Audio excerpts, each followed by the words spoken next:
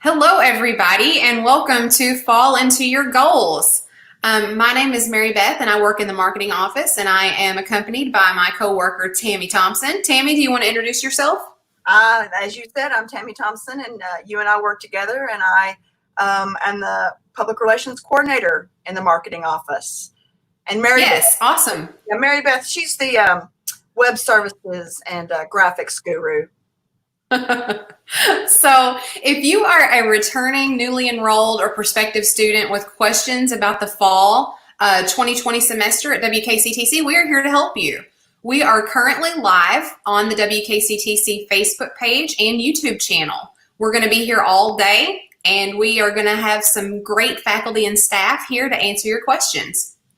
Anyone who asks a question today, this is important, guys. If you ask a question today, you will be entered into a drawing for gift cards. So get those questions in here.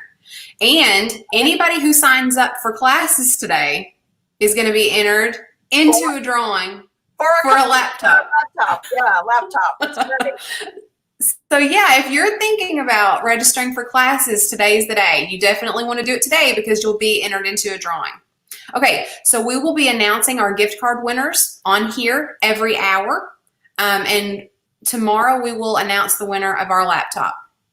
So this session is going to go until 2 o'clock this afternoon. So if you have to run out or if you have to run to the store, that's okay. You can check back later. This will be posted on Facebook and on YouTube after the stream ends. So the information is still going to be out there.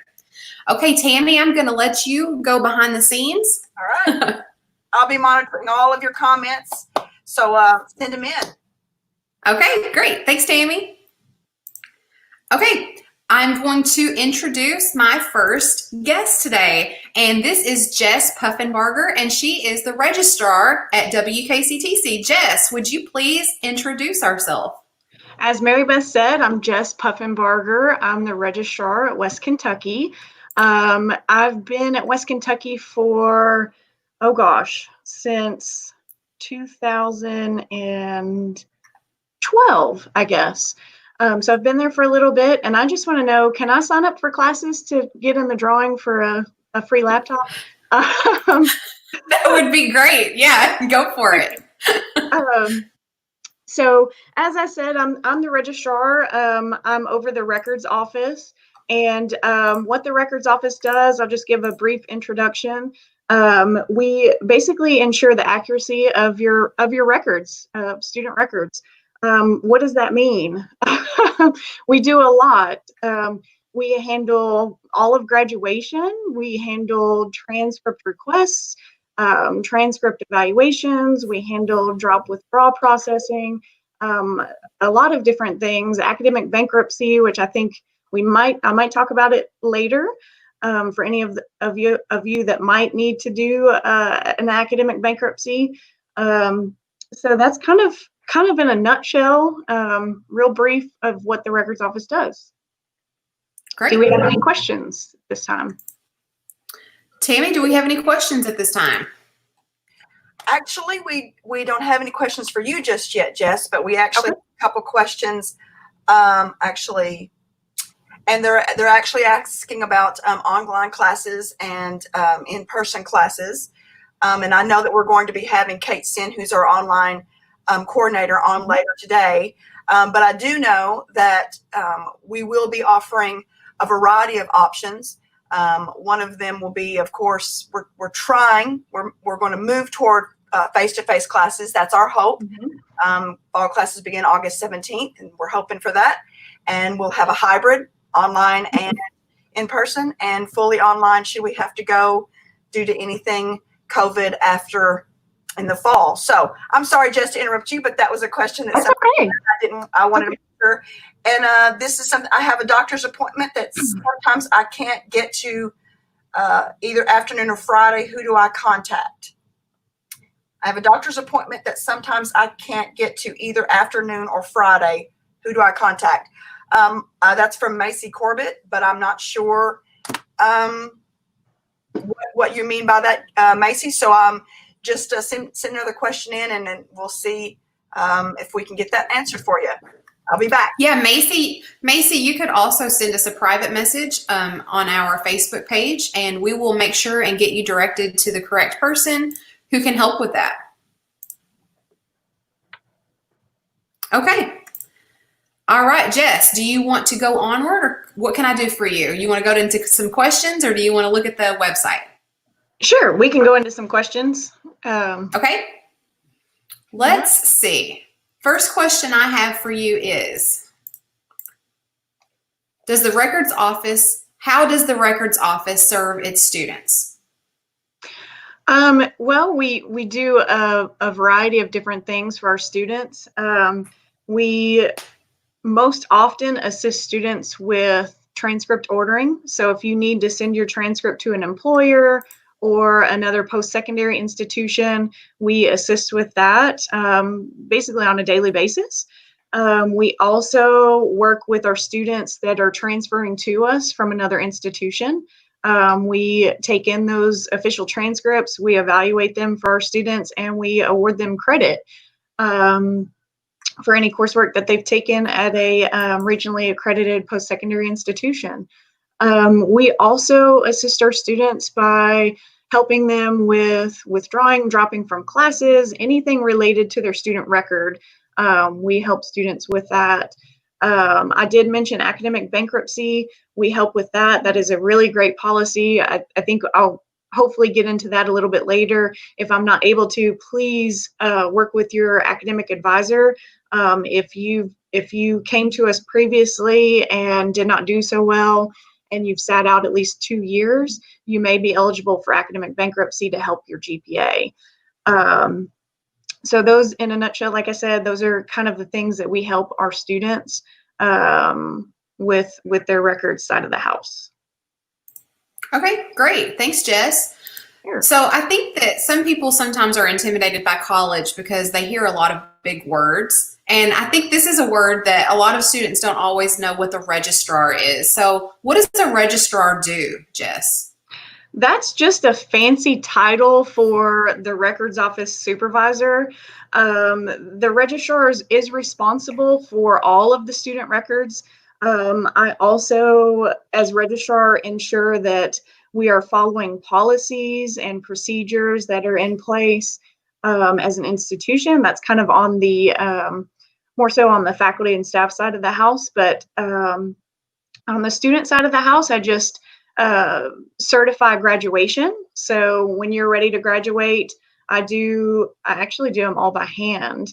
I manually evaluate all of our graduation applications to ensure graduation.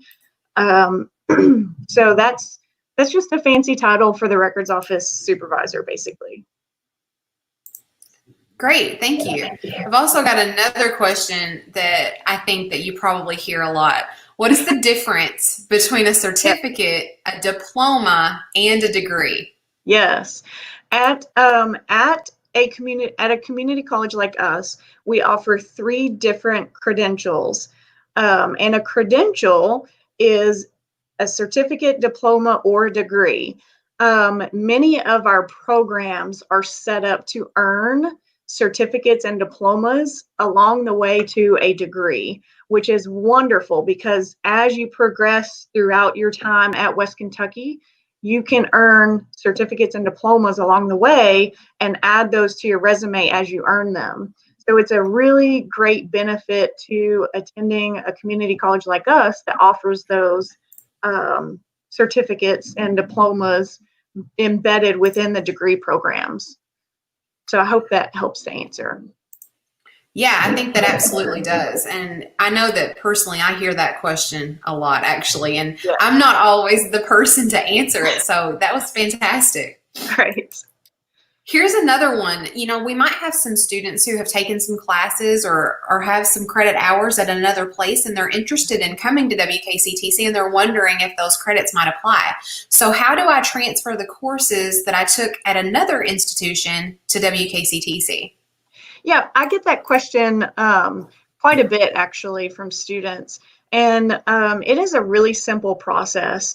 And we are here to help if you have any questions, as always. But basically, what we tell students is if you send us your official transcript from your post-secondary institution, you just send it directly to West Kentucky. And typically we get those via the National Student Clearinghouse.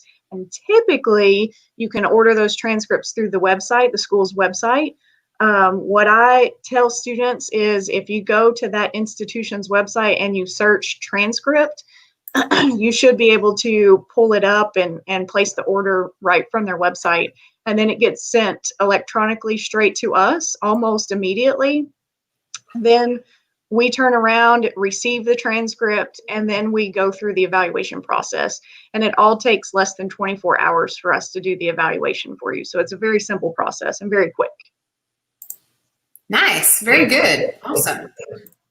So you mentioned academic bankruptcy earlier. Can you explain exactly what that means? Yes, academic bankruptcy is this awesome thing that not a lot of people know about. But as I mentioned earlier, it's a policy that was developed to allow students that maybe came to us right out of high school, didn't do so well, weren't really focused, and then they have sat out of school. They decide later in life, I'm ready to go back to school and start over. As long as a student has sat out at least 2 full years, upon their return, they have to complete at least 12 college level credit hours. And then they have to be successful in those. So basically a C grade or higher in each of those courses, so a 2.0 or higher. We can apply the academic bankruptcy. And basically it's wiping out all of those previous grades from calculating within the GPA, and the GPA starts fresh when they come back from their break. So it's a really, really nice thing to have to be able to offer to our students. Great. That's a lot of good information. Okay, here's another one. I am planning to transfer to a 4-year after WKCTC, and my advisor has mentioned reverse transfer. Can you explain reverse transfer? Sure. Reverse transfer is also a very good thing that we can offer our students. And essentially what it is when you're ready to go on to your 4-year institution and maybe you have just a couple classes left for your associate's degree with us, you can most definitely go ahead and transfer to the 4-year institution and still be able to obtain your associate's degree with us. Sometimes students will have maybe, like I said, 1 or 2 general education classes that they need, but they've run out of financial aid with us, and so they need to go on to the 4-year for whatever reason, financial aid or other. If you finish those additional 2 classes at the 4-year, we can do a reverse transfer where you still obtain the associate's degree and are able to add that to your resume. And so that's a really, really great program that we offer that at this point, not a lot of students participate in, but Murray State does an excellent job of trying to get students to participate in that reverse transfer. So if you're a Murray State student and you've attended with West Kentucky but haven't yet received your associate's degree from us, please be on the lookout for that reverse transfer information from Murray State. Yeah, that's really cool. I didn't know that myself. Yeah, it's really good. Okay, Jess, I'm sure you get this all the time. How do I order an official WKCTC transcript? Yes, I get this question probably at least 3 times a week, 4 times a week, maybe even more than that. That is very simple. You just go to our website, you type in the search bar transcript. It comes up with the transcript request, the very first item. If you want to try that, Mary Beth. Yep. And it's the very first option there. And if you just click on the request and track transcript, you can send it anywhere you'd like. This pulls up the National Student Clearinghouse, so you'll go through their order processing, and you will be, the great thing about that is you'll be notified throughout the process. So, you'll be notified once the order is placed, once we've received it. You'll be also notified once the receiver has received the transcript. So it's a very simple and easy process. But if you have questions, feel free to reach out to any of us in the records office. We'll be more than happy to help. Okay, great.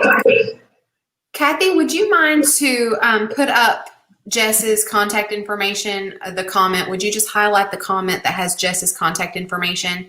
And Tammy, can you let us know if we have any comments in the chat? We only have just maybe a minute left. Are any of the comments in the chat directed toward Jess? And is there anything there that she can answer? Right now, we don't have any questions for Jess at this point. I'll be Okay. on all day. So if there's anything, if you guys need anything, I'll be on all day. All right. Okay. Thanks, Tammy. And Jess, thank you so much for participating and thank you for being here. We really enjoyed talking to you. And again, Jess is going to be in the comments on Facebook. So if you have any questions, she's going to be there and she'll be able to answer those as well from her personal Facebook page. Awesome. Thank you all. Thank you, Jess. Okay, guys, so if you are just joining us, you are watching Fall Into Your Goals. We are live on Facebook and on YouTube. We're bringing you all sorts of informative sessions today and helping you get registered for fall classes. We have advisors standing by to help you register.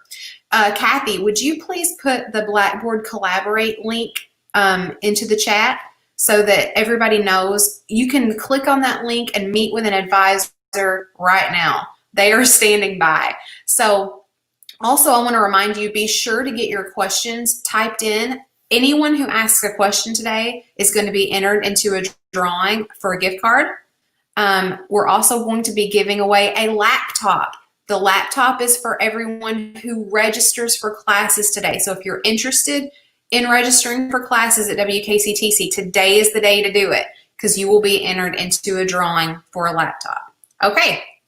Next up on the agenda, we are going to have Sancy. This is Sancy Teague. Sancy, would you please introduce yourself and tell us a little bit about what you do at WKCTC? Sure. My name is Sancy Teague, and I'm the coordinator for the first year experience courses. I have been at West Kentucky for about 10 years now, and your FYE class is probably one of the first classes that you will take here at West Kentucky. It's not like any other class that you will take here. And so I was thinking, if it's okay with you guys, for the next few minutes, I would just highlight some of the aspects of our first year experience class. But I was hoping that we have a little video that we could show you because I want you to hear from our students first. Yes.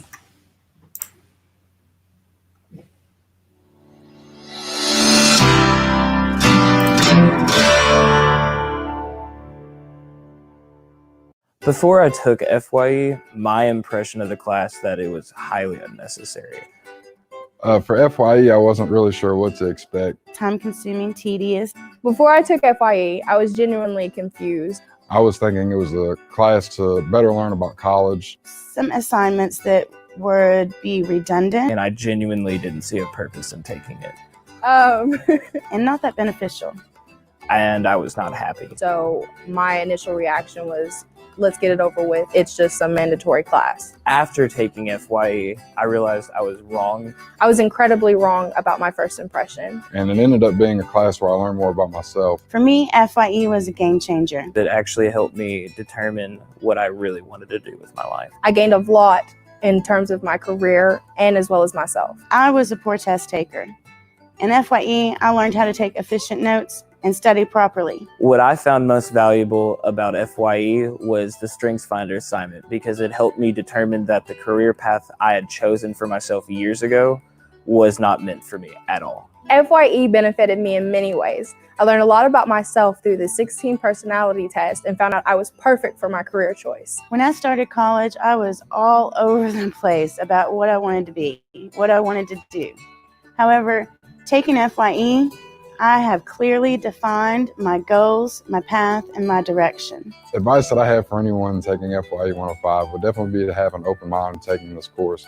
It's one that you get what you put into it. I would tell a student taking FYE that it's a lot of work, but it's necessary because it not only helps you understand yourself, but also the career that you have chosen to pursue. FYE is a critical asset to have when charting out your success academically and career-wise. I would tell anyone beginning to take FYE to embrace it, to take all the tools and resources that you learn in that class and apply it to your education, to your career, and to your life.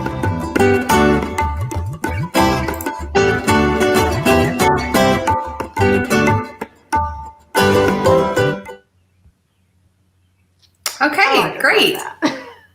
That's a fun video. I love that. Yeah, me too. And you know, the best thing about it is that we just told our students to get up there and say whatever they wanted about FYE, and they had some great things. I think to that's say. great. I love that so much. That was so fun. I was just sitting here smiling the whole time looking at those students. That's great. Oh, good, Fantastic. good. So, Okay, so Mary do you Beth, think- if it's okay with you, I've got a couple things I wanted to share about FYE, and then if we've got questions, certainly happy to jump in with any kind of questions. I would love that. Okay, awesome. So if you're a new student or a prospective student thinking about West Kentucky, you know, that first year experience class is going to be so important to you. And as you can see from the video, students come in and they don't really know how it's going to enrich their lives. So, you know, I want to share with you 4 different aspects for why this class is important to you and how it's going to help benefit your overall experience. So the first thing to know about FYE is that it is all about you and your experience here at West Kentucky. It is the only class that you're going to take that really focuses on you and how the college can help you achieve your goals. You're going to start this class by learning about lots of different resources available to you. If you're able to stay on the live feed all day, a lot of these resources you're going to learn about today, and you'll probably already start using them, which is awesome. Then we're going to talk about some studying and note-taking strategies to help you find success in your other classes. You may be someone like me. I didn't know how to study in high school, and so when I got to college, I was expected to learn to read these big textbooks and remember a lot of information, and I didn't really know the best way to do that. So we want to help you do that very much in your first semester. And you know, FYE is not just about you being successful in this one class. It's about you being successful in all of your classes so that at the end of the day, you know that you are on your path to success so that you can meet your career goal at the end of it. Many of our students are parents. You might be a parent yourself. I am. I have 2 small kids who are running around my house somewhere right now, hopefully being okay. And, you know, so we've got to work with students who have a lot of demands in their life. They're parents, they're caretakers, they have multiple jobs. You may have not been in a classroom for a long time. So we talk a lot about time management and how you're successfully going to transition back into school and how we're going to fit that into your already busy life. And, you know, the best thing about FYE is that it's the place where you can ask questions when you're not really sure who else to ask. You can think about your FYE instructor as one of your best resources for information. The second thing to know about FYE is that it's going to help you chart your course. So as a new student coming into West Kentucky, you're going to be greeted with a chart that looks like this. And this flyer helps map out a traditional path to graduation. And so one of the most valuable things that you'll take away from your FYE class is a defined, individualized plan that outlines each step that you need to take to reach your goal. We're going to start using that visual tool, and then we're going to modify it to your lifestyle and your goals. And we call this your career pathway. And so with the help of your instructors, your peers, and your advisors, you're going to research that future career that you want, and we're going to map that out for your entire time here at West Kentucky, starting from the moment you walk in the door all the way to graduation. That way you know all the steps that you need to do to accomplish your credential and to go into your career and be successful.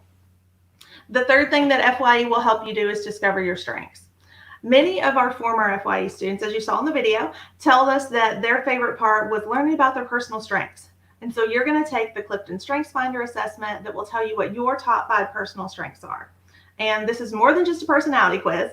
I used to take personality quizzes in Cosmopolitan magazine when I was a teenager, but this is not like that. This is very different. It's research-based, and if you complete it honestly, then you'll understand more about you and your interests and your personal strengths that will help you be successful in your life all around. So we're going to take those results. We will break them down into 4 different categories, such as relationship building or strategic thinking. And then we're going to explore your careers in regards to those categories to make sure that your strengths really are aligned with your career. We often have first-time students who aren't quite sure what they want to pursue, and they're second-guessing their first choice. So the Strengths Finder can help you clarify your interest and guide you to that perfect career. And the last thing that FYE will help you do is navigate the advising process. Now, there are lots of advisors on the live stream today, so if you have advising questions, please do ask. But you may find that when you get into campus and you get into that first class, you've got a lot of advising questions and you're not sure where to go. FYE is the place to ask those questions. And so as a new student, you may have a specific program in mind that you want to go into, or you might be thinking of transferring and you're not sure how to get started. One thing to remember is all of our West Kentucky faculty are trained advisors. And in many cases, your FYE instructor is going to be your advisor for that first semester. And that's a real advantage to you because you'll spend a great deal of time with that FYE instructor. So you guys really get to break down your sequence of courses and break down those steps to what it's going to take to apply to your program if you're wanting to go into a selective admission program like nursing or radiography. And then also, if you want to transfer after graduation, your FYE instructor will work with you and the advising center to get you connected with your transfer institution so that you can get a list of correct courses to take so that you can transfer seamlessly into that next step of your life. And then last thing is that we'll also help you get connected to your program advisor. So if you're wanting to do something in our applied technologies like welding or business or culinary, then we can get you connected with those program advisors. That way you'll start making those connections very early in your career. So to recap, there's just 4 main things to take away from this about FYE. It's all about you and your experience at West Kentucky. Helps you chart your course, helps you discover your strengths, and it helps you navigate advising. Mary Beth, do we have any questions? That was awesome, Sancy. That was a lot of really great information. I loved that so much. Hey, Tammy. Hey, Tammy, do we have any comments in the comment section that are specifically for Sancy? Oh, here's one. This one is from Gina Littlewilder. I am in FYE currently, and it's made me view things in a different but better way. It's been helpful. Hey, that's a shout out. That's so nice. Thank you, Gina. I'm so glad you're having a great experience and a good summer. Yeah, that is fantastic. That's great. Okay, so I actually have some questions for you, Sancy. Sure. I have a couple. So in high school, I took Gen 100. How is FYE 105 different? Oh, that's a great question. So Gen 100 and FYE 105 really work hand in hand. Gen 100 is a high school class, and it is meant to introduce you to how to get to college. And FYE picks up where Gen 100 leaves off. So Gen 100 gets you to college. FYE 105 teaches you how to be successful when you're here. So some of the things that you talk about in Gen 100, we might actually touch on again in FYE 105. But Gen 100 is a 1 credit hour class. It meets a few times a semester, and it will give you a really good overview of what to expect when you get to West Kentucky.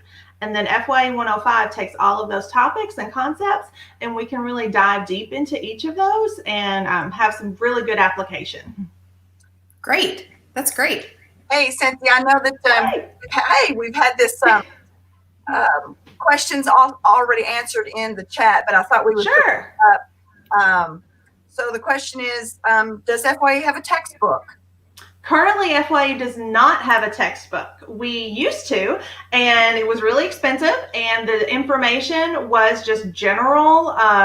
You could pretty much find it anywhere. And so we felt that it was more important for our instructors to get together and to create our materials and really personalize them and cater them to West Kentucky. So good news for you, you get to save the money on the textbook.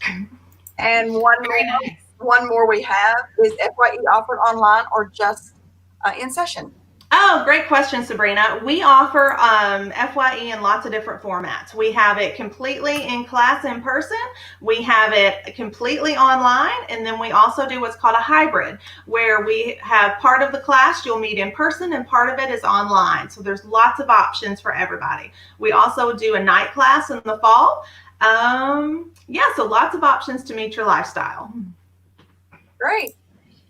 That's fantastic. Thanks so much, Sancy. Do you have anything else that you would like to say before we go to our next session?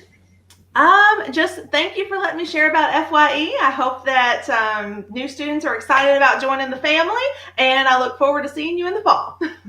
Okay, great. Thanks so much, Sancy. Hope you have a great day. You too. Okay, so our next session is supposed to be with Marlo Rhodes, and I don't have her on here right now. I do see that I have Amy Elmore kind of on deck waiting. Amy, if you are ready, just nod your head and let me know if you're ready. Okay, so Amy is ready, and we'll probably just skip over to her. I do want to remind everybody, if you have just joined us, you are watching Fall Into Your Goals. We are live on Facebook and on YouTube, and we're giving you all sorts of really great information all day. We want to help you to get registered for those fall classes. We have advisors. They are standing by currently. I know that some people have given that Blackboard Collaborate link in the chat. That link will take you straight to an advisor, and they will help you to do whatever you need to do to get signed up for classes. If you do ask a question today, you will be entered into a drawing to win a gift card. We're giving away gift cards every hour. Our first gift card is going to be given away at 11 o'clock, so be ready for that. Also, if you sign up for classes today, you will be entered into a drawing for a laptop computer. So that's very exciting as well. Okay. Before we go to Amy, I was just wanting to touch base. We've had a lot of questions, Mary Beth, about fall classes and whether they'll be in person or online, and the safety measures about wearing masks and that type of thing. And I just wanted to touch base for just a second. As it's been answered in the chat, we do plan to have fall classes in the fall. That's our plan, and we'll be going by all the recommendations by the governor and CPE and the Centers for Disease Control. We'll have a variety of ways that students can take classes. Our hope is in person and hybrid, meaning that we're going to have both online and in person. And should something happen, we would go and be prepared to go with remote learning. We're prepared either way. I just want to reiterate about the masks. Masks will be required in the fall. We are urging people that they bring their own masks, but we'd be able to provide them masks. And we're preparing our classrooms now for social distancing, and we have all the safety measures that we're doing, such as marking the ways one way into a building and one way out, and markings on the floor for 6 feet for social distancing. So we're preparing for a return to campus and making sure that we're making it as safe as possible for our faculty, staff, and students. So now we can go to Amy. Thank you so much, Tammy. That's very important information, and I very much appreciate it.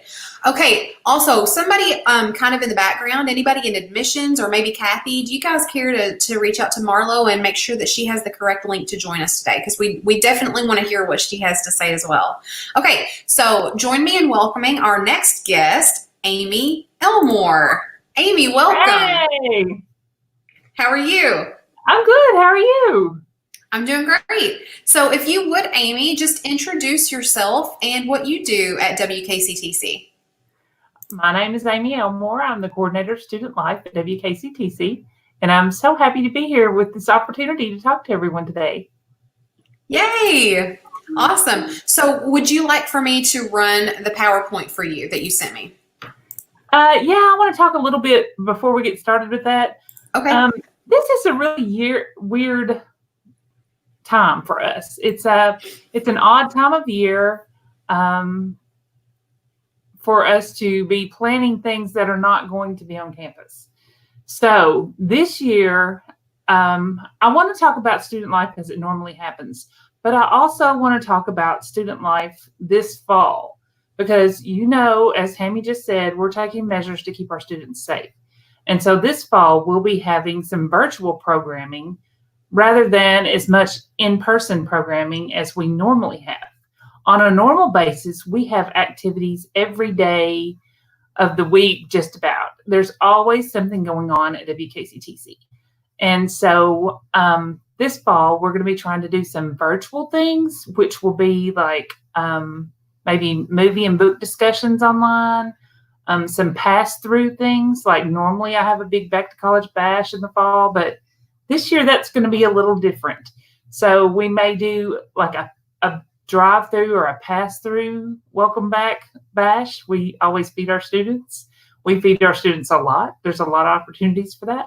But this fall may look a little different. So we're going to do some online things like taking care of yourself, some sessions where students can join in as a group and do maybe some exercise or talk about current issues, things like that. So just know that we are working on programming to keep our students involved virtually as well as on campus. Hopefully in the spring, we'll be back to a normal set of things, that be able to do things in a normal way.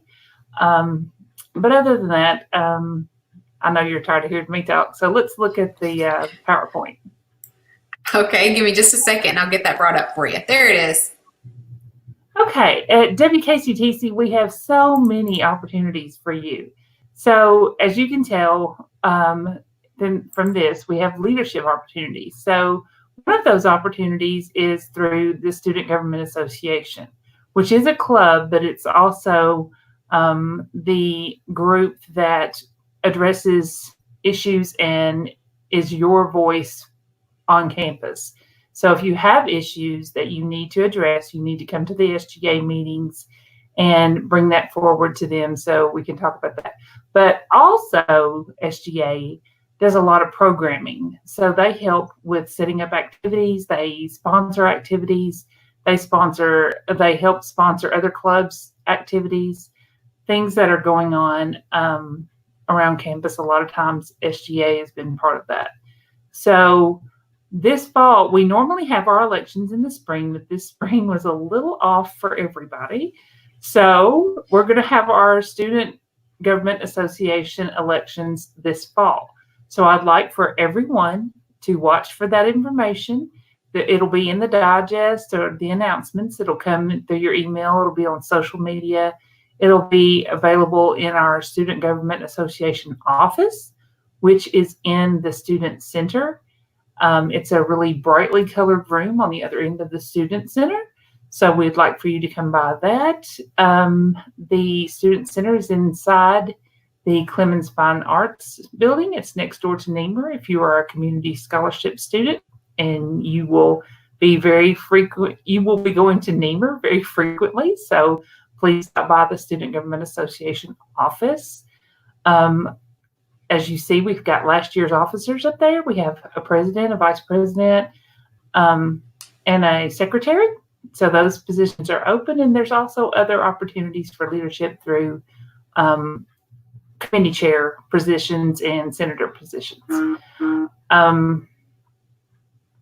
Another opportunity that's available to you is the Student Ambassador Program.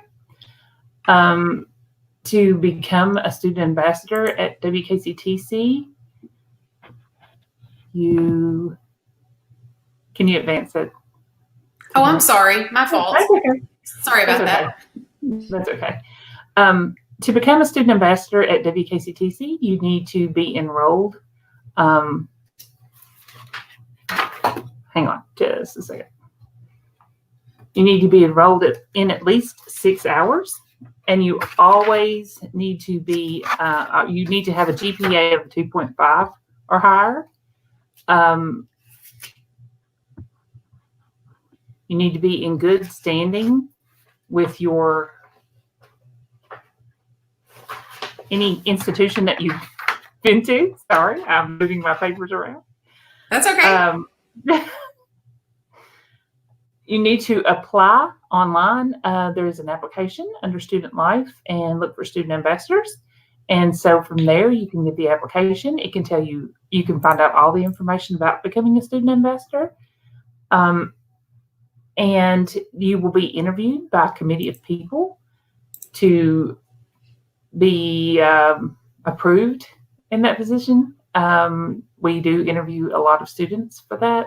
So you will be interviewed, and then the names of the students that are selected go forth to the presidential cabinet, and they have the final say on who is approved for that. But the benefit for you is that you get 9 free credit hours a year, and you learn all these leadership roles that are available for our students. And then you network. You get to know a lot of people on campus. You get to know how the campus kind of works behind the scenes. You get to meet people in the community because you have community outreach opportunities as well. You take the GEN 120 class, which is service learning. So you do have to complete a certain amount of hours for that. But you're basically, what it says, a student ambassador. So you represent WKCTC in opportunities that are available to you and for us. Like, you help with student activities, you will help with the admissions office and going out and recruiting students and talking to students at high schools. Lots of different opportunities. It's really a wonderful thing. I did it when I was a student here, and I absolutely loved it. I have so many good memories of being a student ambassador. So next, Hey, Amy, Think. yeah, we have a question from a chat, and it's just a reiteration. We had a question that you mentioned movies and book clubs, and that's what she heard. She said, did you mention any of those extra things that we might be doing if we are when we return for August? Yes, we are going to be doing that. We're going to have some online discussions, and we'll also try to. The way things are going to be in fall is so different. So I'm trying to wrap my brain around it the same as everyone else is. We're all putting a lot of effort into trying to figure this out. But hopefully we'll be able to have some people on campus and some people chiming in virtually. I have new equipment in the SGA office. So our clubs and organizations and book groups and maybe discussion groups and whoever else wants to come in, some of us can be in there and some of us can meet virtually. But there is a film club at the student organization, so they are always talking about stuff like that too. So those are great opportunities for you this fall. And also, I know that you've already talked about the SGA elections, but we did have a question from Jason. He just wanted to ask again how the SGA operates this year and the officers, and just wondering how it's going to work. Yes, we will be meeting on a regular basis this fall. SGA will, Student Government Association. We will still have our meetings. They will be in the SGA office. The guidelines on social distancing will have to be followed. So we will try to have a few students in there and a few students meeting virtually. I have new technology that we're putting in place in the SGA office, so that'll be a big perk for us. But the elections will be open to anyone. You have to have at least a 2.5 GPA, and you have to have passed 12 credit hours at WKCTC to be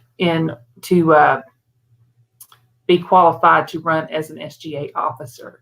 We do look for students. We would prefer to have students who have been involved in SGA in the past.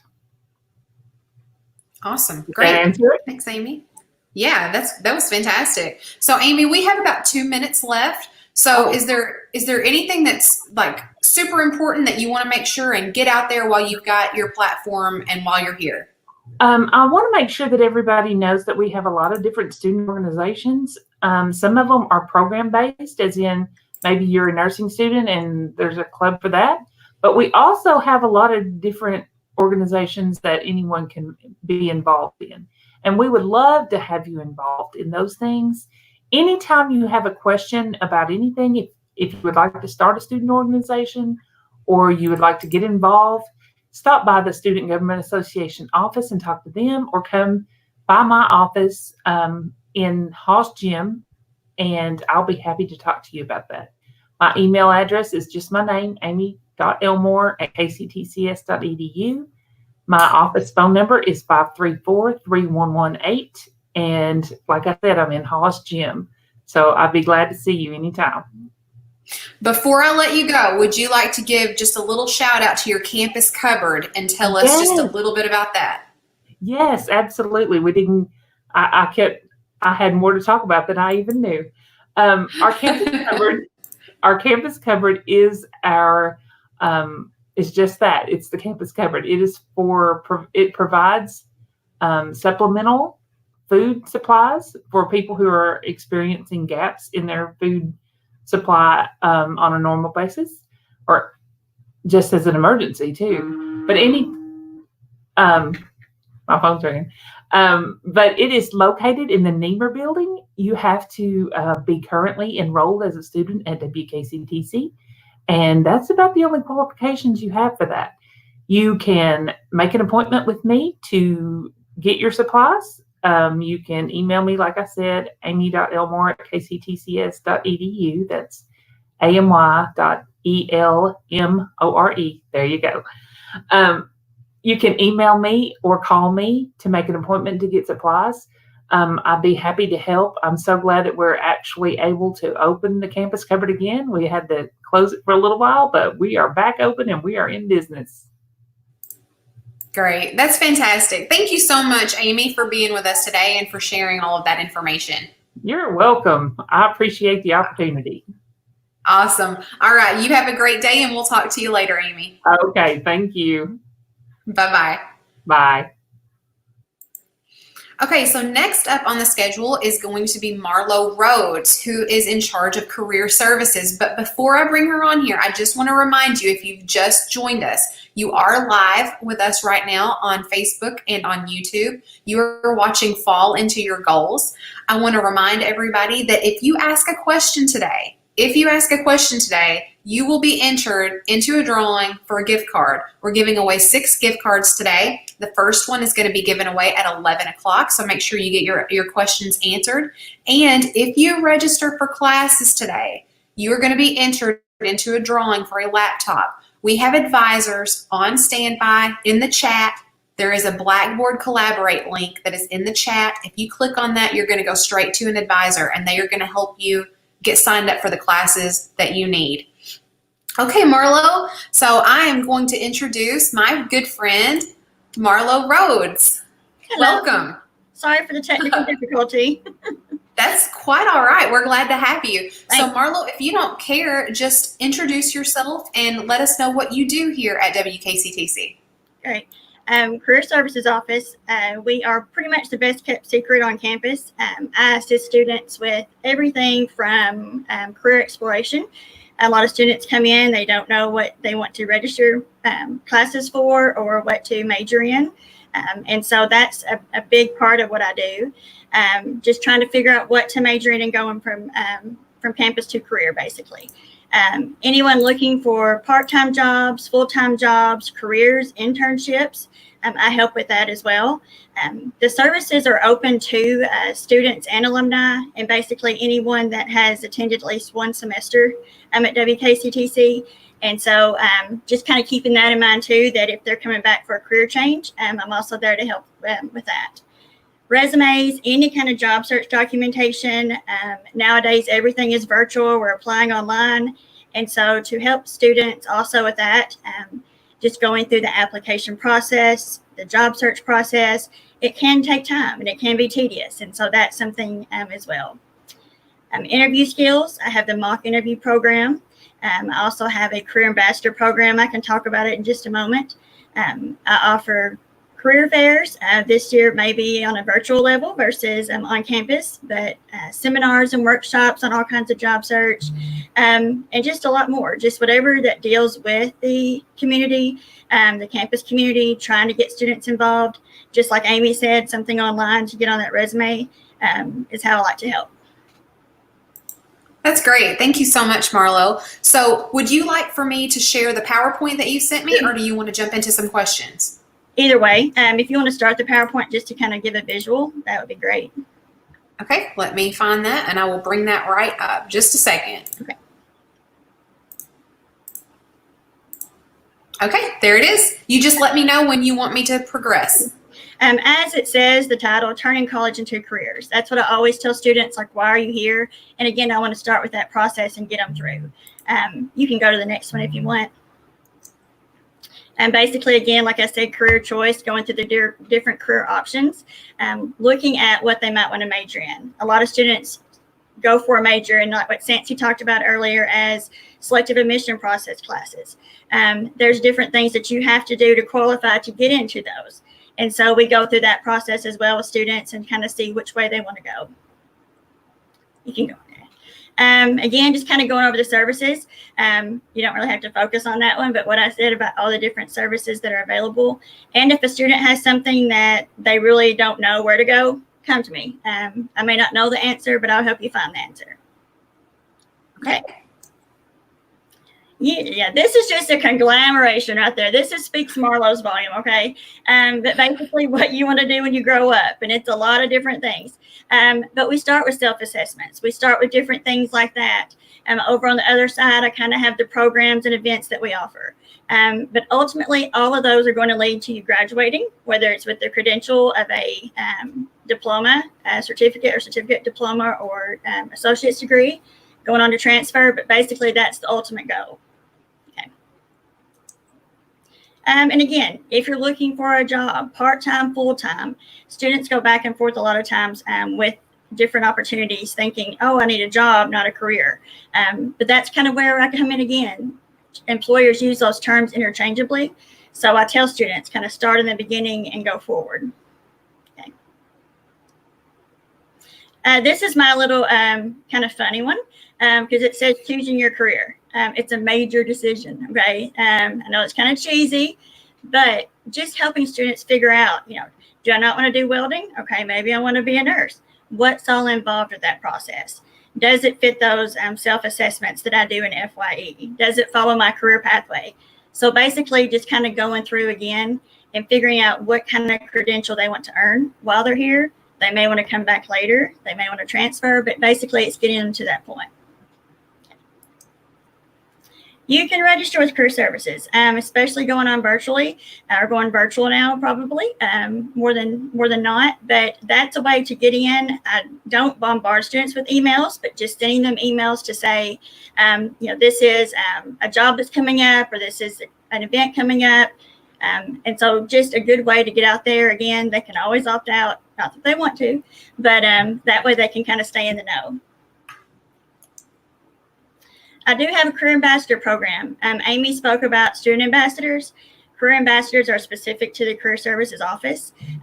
Basically, it's going to help you get those networking skills and learning how to deal with employers in a professional atmosphere. We're all nervous whenever we first do things.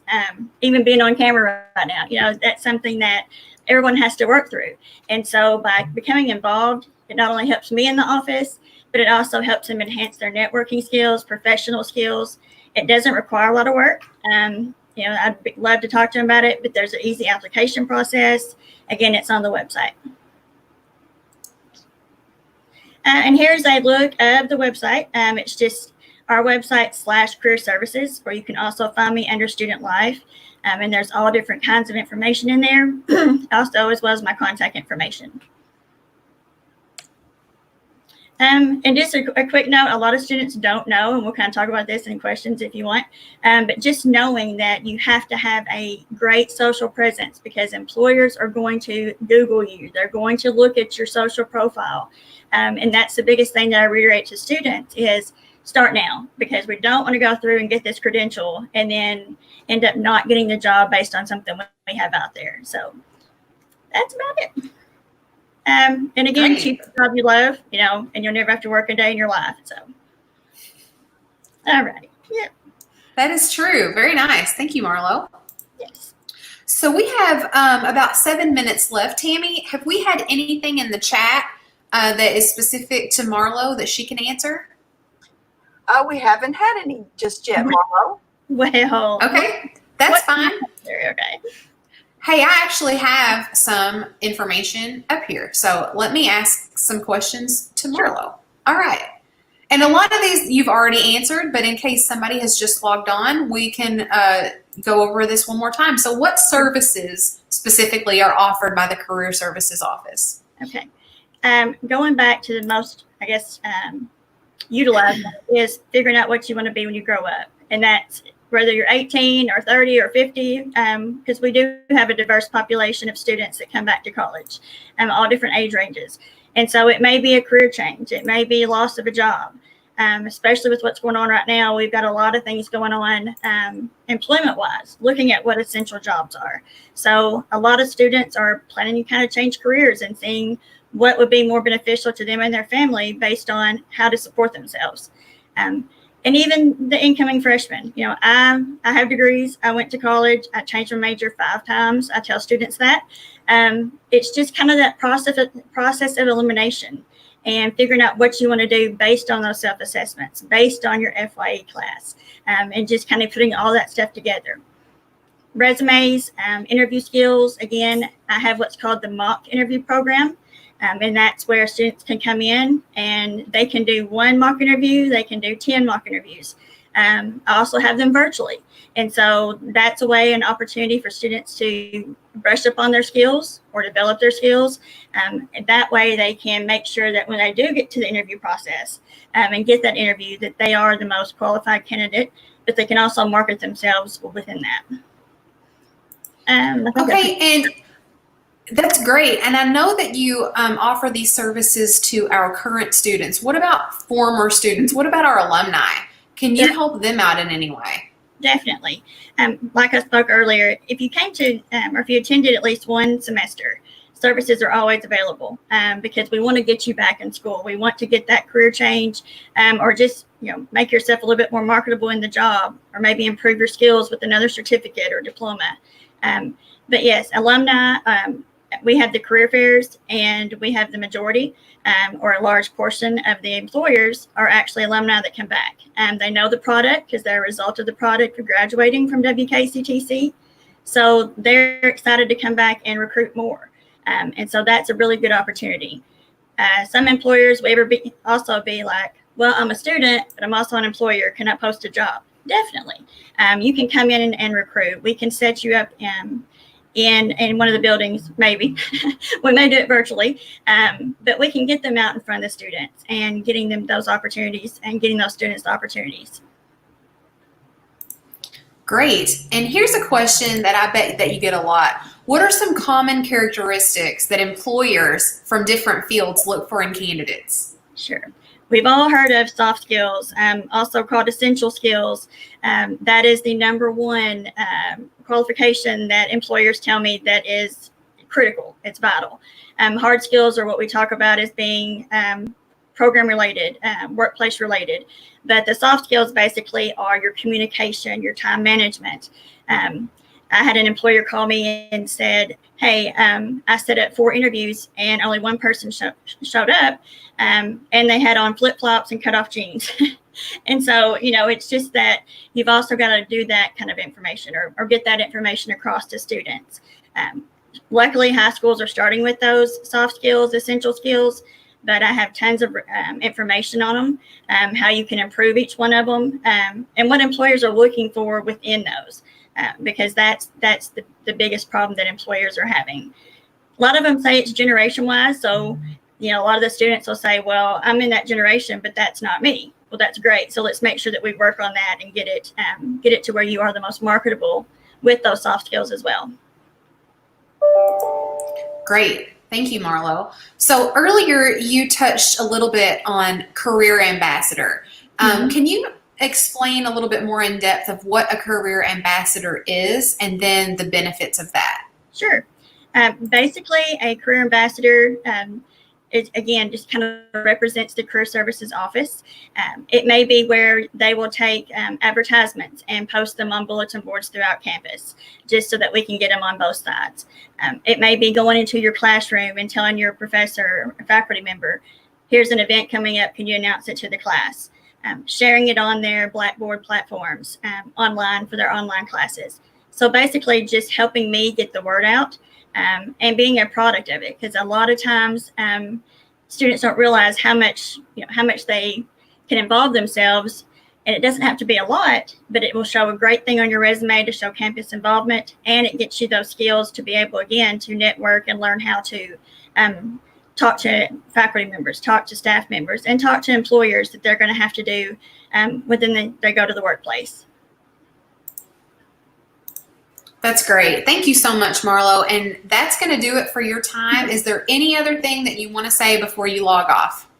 Start now. It doesn't matter if you're a freshman, if you're getting ready to graduate. Typically, it takes 3 to 6 months to find employment once you graduate. So background checks, employment assessments. So we want to get that student ready. So don't think it's too early in your campus career. Don't think it's too late in your career. Online, either way they want to contact me and be glad to talk. Thank you so much, Marlo, again. And everybody make sure that you stop by the Career Services office, say hello to Marlo, and take advantage of those great services. Thank you. Have a great day, Marlo. Okay, you too. Bye-bye. Okay, guys, so if you are just now joining us, I still want to reiterate, we have advisors ready to help you get registered for classes. There is a Blackboard Collaborate link that is going around in that comment section. If you click on that link, you are going to be one-on-one with an advisor. They will help you get registered for classes. If you register for classes today, you will be entered into a drawing for a laptop. So that is really exciting. So if you're thinking about it, if you're interested in classes, today is the day.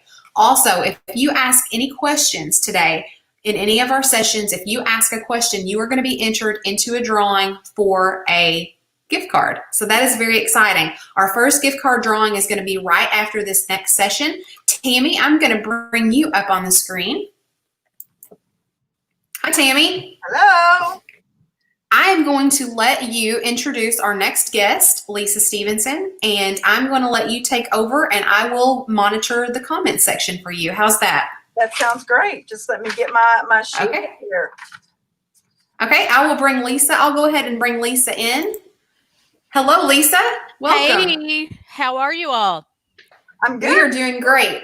Great. So I'm gonna pop out of the screen, Lisa. If you want to go ahead and just introduce yourself and tell us a little bit about what you do at WKCTC. Okay. I am Dr. Lisa Stevenson. I am the Director of K-12 Partnerships. That includes any activities that we do with secondary ed or high schools, dual credit, but also my other job is Director of the Community Scholarship Program. And I am a proud graduate of this institution and probably the oldest employee there at this point in time. So, my job today is to talk about the Community Scholarship Program. So let me just tell you a little bit about the program. The program's been going on now for 10 years. We actually enrolled our first group of students in this program in 2010. We will welcome our 7th cohort of graduating high school seniors to campus this fall. With that, the scholarship was created by community and industry leaders in McCracken County. They recognize that many students in McCracken County would say that they couldn't afford to go to college and use that as an excuse not to start their education. So this scholarship was created with the leadership of Rotary Club of Paducah, both city and county government, Paducah Bank, CSFB Bank, P&L Railroad, and others, so that no student in McCracken County could ever use that not affording college as an excuse. Students of this program that are eligible for this program must graduate from a McCracken County high school. So that would include Community Christian Academy, McCracken County High School, Paducah Tillman High School, St. Mary High School, and students who are homeschooled within McCracken County. So this is a gap. I'm trying to think there. This is a gap-funded scholarship, which means all of your other aid will apply first, and this scholarship will cover any tuition charges and basic class fee charges that you may have once that aid is applied, or if you don't have any other aid. So I'm not a math person. So for example, if your tuition is, let's say tuition alone is $4,000 probably not that much, but $4,000, and you have Keys money, and you have another scholarship that will pay 2,000 of that, then this scholarship will pay the remaining 2,000 to ensure that you don't have to worry about your parents finding that money, you don't have to find that money, and you don't have to take out a student loan. So that's the basic of the program. You do have to meet certain criteria while you're in high school. So you have to maintain a 2.5 GPA. You also have to have 95% attendance and no major discipline referrals. And when I talk to students about this, they have questions about why those criteria or those guidelines. First of all, the individuals that put this scholarship together wanted to hire high school graduates and students that would go on and earn some type of certificate or degree from West Kentucky Community and Technical College. They don't want to hire you if you're not going to show up, and they certainly don't want to hire you if you cannot be respectful and professional in the workplace. So those three criteria as you start as a freshman help to build and move you forward towards finding that job. So Tammy, do we have any specific questions? We do have some questions, but first of all, I want to tell you that was awesome, Lisa. Thank you. I'm not sure, but I think you've said that before. Yes, I have several times. Well, we do have some questions, and the first one is, will the community scholarship program cover textbooks? No, it will not. Okay. So worst case scenario is that a student who has a community scholarship will have to pay for their textbooks. All right. The next one we have, Lisa, I'm just going to leave you on the screen. Sure. Will the scholarship cover summer classes? No, it will not. Unfortunately, the two questions that we get asked the most, in addition to textbooks, so 3 textbooks, summer classes, and classes while I'm in high school. The scholarship will not cover summer classes, and it will not cover dual credit classes. All right. So we also have a question about, will it cover things like parking or online learning? If there is a fee associated with a class because you're taking it online, the scholarship will cover that, but it does not cover your parking fee. Okay. And next, Lisa, what is needed to remain eligible? Yes, at the college. Excellent question. So once you get transitioned to West Kentucky Community and Technical College, you must maintain the 2.5 GPA just like you had to in high school. The scholarship also says, the guidelines also say that you should be a full-time student, so at least 12 credit hours. However, a lot of times we have students that get into a selective admission program like nursing, and they're only taking nursing classes, so they're not a full-time student. If you are eligible for the scholarship, it will cover those classes and when you're not full-time. Okay. And you mentioned, some of those challenges, they have to have a 2.5 GPA and all of those criteria, but I have a question that says, are there some challenges that you've experienced that the CSB have had? We do. With any student coming in as a college freshman, getting used to being in college is a little difficult. Timeline, time management. We have students that are used to texting. So when they communicate with faculty via email, sometimes it seems a little disrespectful, and some take offense to that. So you have to be very careful with that. We do have students who do not drive or have transportation. So we work with those students to get bus passes for public transportation. We will help those students adjust their schedules so that they can be on one side of campus and do not have to worry about transportation. I will say that I am not the only person that works with the students. My partner in crime, as I like to refer to him is Coach Justin Hill. We refer to him as Coach Hill. He becomes a CSP or Community Scholarship Program student completion coach. And so Coach Hill is monitoring the progress of students as they move through classes and semesters at West Kentucky Community and Technical College. He will contact a student if they haven't been in class, if we see that a student is struggling and needing tutoring, needing a quiet place to work. Maybe Amy was on here before, Amy Elmore.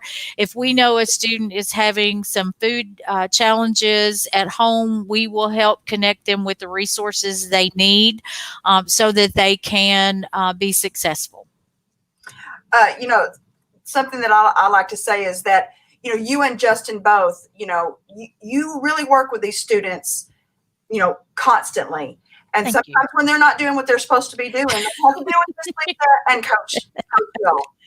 So, I say we can be your best friend or your worst enemy at times, but we want our students to be successful. And CSP students have an advantage that other students who are coming to us from Graves County and Massac County and Marshall County don't. They have two people and really more in our area that try to make sure that they're staying on task.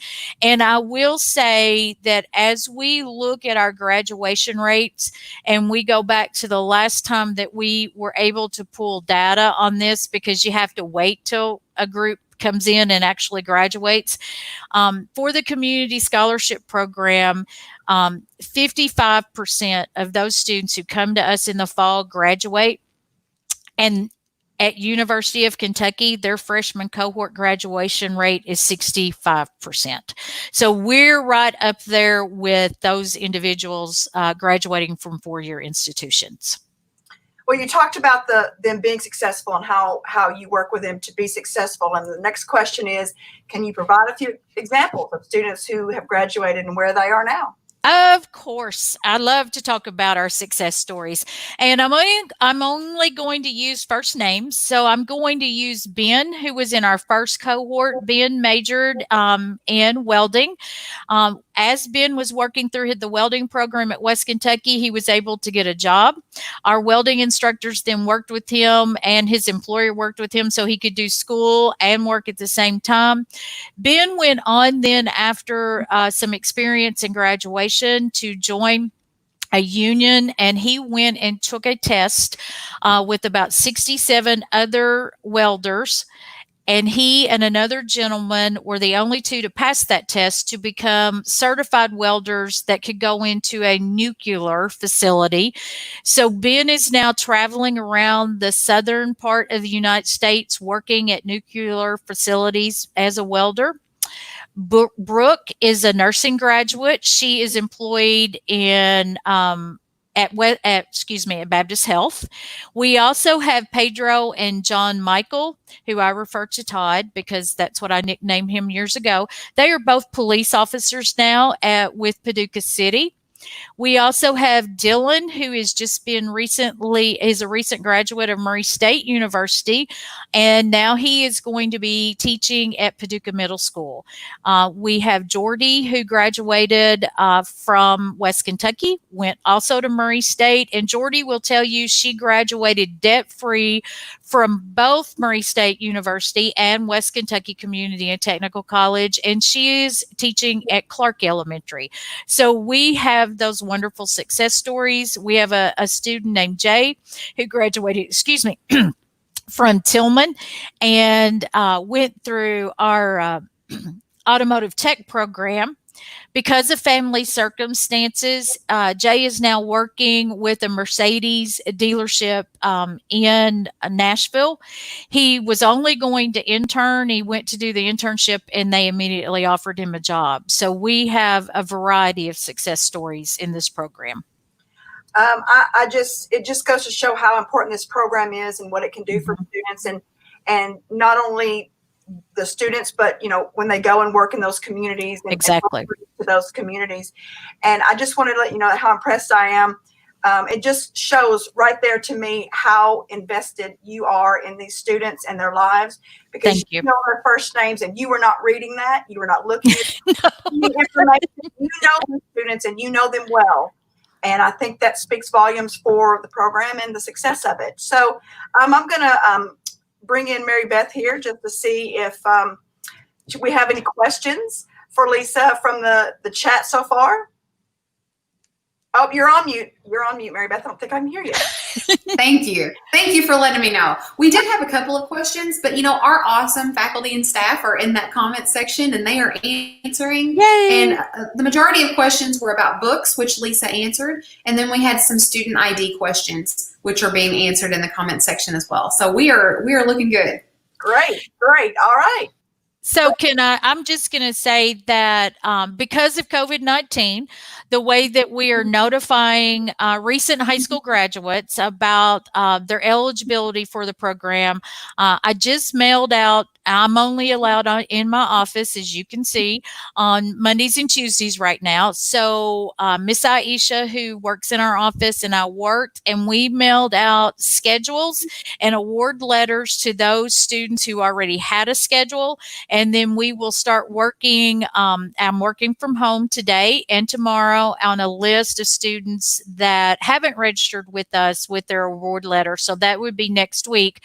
But if anybody has a question about their eligibility, please contact me.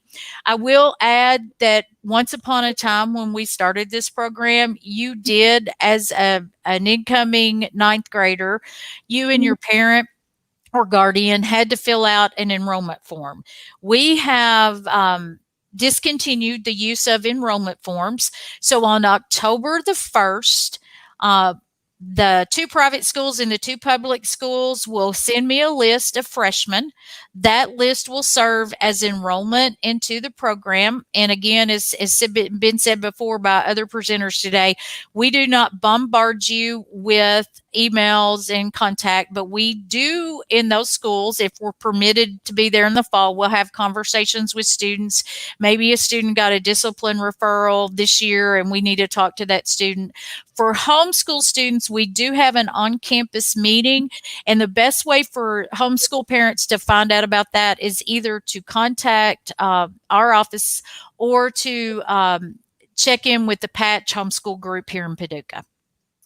All right, Lisa, we only have just a couple more minutes. Yep.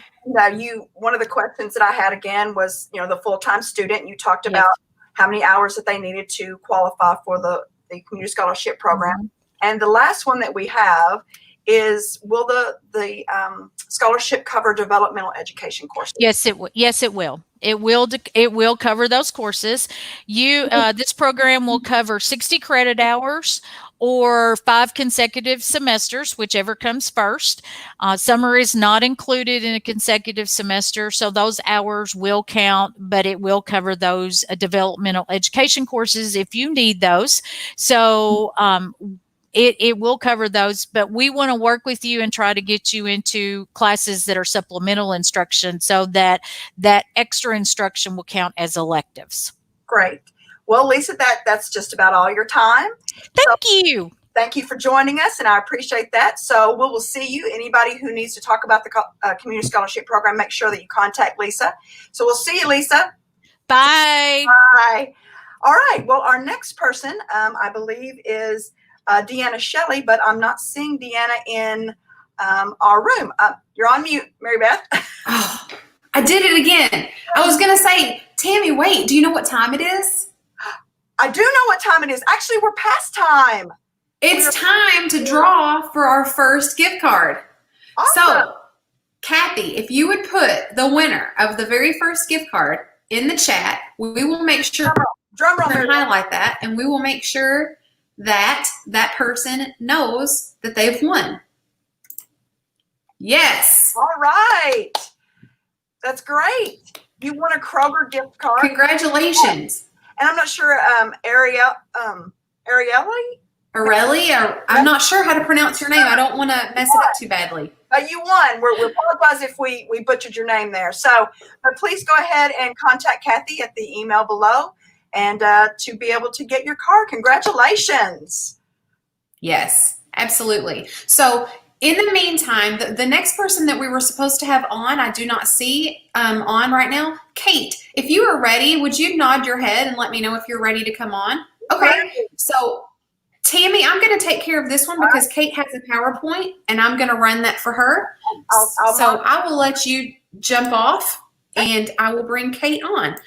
If you are just now joining us, you are watching Fall Into Your Goals. So we are live on Facebook and YouTube right now. We have advisors who are on standby and they are ready to help you. There is a link happening over in the comment section that goes to Blackboard Collaborate. That link is going to take you directly to an advisor and help you sign up for classes. If you ask us a question today during these sessions, you're going to be entered into a drawing for a gift card. We're going to draw every hour. As you can just see, we just had a winner. Congratulations. Also, if you register for classes today, you will be entered into a drawing for a laptop. So that's exciting as well. Okay, I'm going to bring on my next guest, and this is Kate Sen. Welcome, Kate. Welcome. I'm glad to be here this morning. Yay. Okay, so Kate, I'm just going to let you introduce yourself, and if you don't care, just tell us a little bit about what you do at West Kentucky. Certainly. My name is Kate Sen, and I'm the Director of Online Learning at West Kentucky Community and Technical College. And I have been in this job for a couple years now, but I've been teaching online for over 16 years. I've been with KCTCS for about 20. So I just love teaching online and helping students through the process of starting classes online. Great. Thank you so much, Kate. Okay, I am trying to bring up your PowerPoint. So just give me just 1 second. That's fine. And there it is. There it is. If you don't care, just let me know when you want me to progress, and I will hit that button for you. I certainly will. Okay. As I said a moment ago, I'm Kate Sen, the Director of Online Learning here at West Kentucky Community and Technical College. With so many different aspects to our classes, all of them have a little bit of online. So next slide. Within our classes, they kind of go into 3 different categories. We have web enhanced, hybrid, and those that are fully online. Now, web enhanced classes are those where you meet 100% of the time in person, but there are aspects of the class that are also kind of run online. You might have your grades stored there, a syllabus. It may be that there's a link to a reading that your faculty member would like for you to do. But with a web enhanced class, there is what we call a shell, which is, a little bit of a textbook that can hold materials, but you still meet with the faculty members the full scheduled time. Now, hybrid is something that you're going to be hearing a lot about this fall. With a hybrid class, actually a portion of your course will be taught online. So it may be a case of, instead of coming to class 2 days a week, you come to class 1 day a week, and then the other half is presented online. Okay. And then there are the fully online classes. That's where you don't come to class at all, and you do all of those, all of the instruction, all the activities, the assessments, in an online environment. Okay. Go ahead and press next slide. So whether it is a web-enhanced class, a hybrid, or a fully online class, there's certain things that you'll see in all of them. You'll see the syllabus. Now, a syllabus is a description of the class itself. It talks about what's covered in the class, talks about some of the class policies, homework assignments. You'll also see all of the different ways that you can contact the instructor, email, phone number, all of those ways. You should see a list of assignments. Grades are often one way, no matter web enhanced, hybrid, or fully online. You'd be able to go online and see your grades. Also, within each one of these courses, each one of these shells, we have links to campus resources. Throughout the day, you're going to hear a lot about some of the different campus resources that we have. counseling services, the food pantry, career services. And so within these Blackboard courses, you'll see links to those resources as well. So in addition to having information about your individual course, you'll also have a lot of information and access to a lot of resources on college in general. Go ahead. One of the biggest misconceptions that students have about online classes is that they are on their own. That is definitely not the case. Every online class, you have classmates and you have an instructor, and you can communicate with those instructors and your classmates using email, using a messaging service, which is within the Blackboard course itself. You also, were available over the phone. Even during remote, when we went to remote learning this past spring, faculty members could still access their phone messages and call students back. I have to laugh a little bit. I know that, and I fall victim to it as well. If you get a phone call and you look down at your caller ID and it says unknown number, you ignore it. Have to tell you that sometimes faculty members, when they have to call from their cell phones, it says unknown number. So if you called a faculty member, you might want to pick up when it says unknown. And then we also have virtual office hours. With virtual office hours, it gives you an opportunity to meet online with your faculty members. Hey, Kate, we have a question. Yes. It is from Morgan, and she'd say, how can we take online classes? I think maybe she means how to register or sign up, possibly. Okay. It's one of my favorite statements. An online class is a West Kentucky class. So you sign up for online classes using exactly the same set of wonderful advisors, and you apply to take those classes exactly the same way. Once you have signed up for one of these classes and the semester begins, you would go ahead. No, actually, you don't have to. I'm going to correct myself. You don't have to wait till the semester begins to set up your student account. You would have access to what we call the Blackboard platform. And with the Blackboard platform, that would actually get you into the classes themselves. So to kind of roll back, you sign up for online classes exactly the same way you sign up for in-person classes. And within those courses, communicate with faculty. Go ahead and go to the next slide. Okay. Within these classes, sometimes for lectures and sometimes for those virtual office hours, we use something called Collaborate or Teams. With Collaborate or Teams, it allows you to meet with the class as a whole or one-on-one with your individual instructor.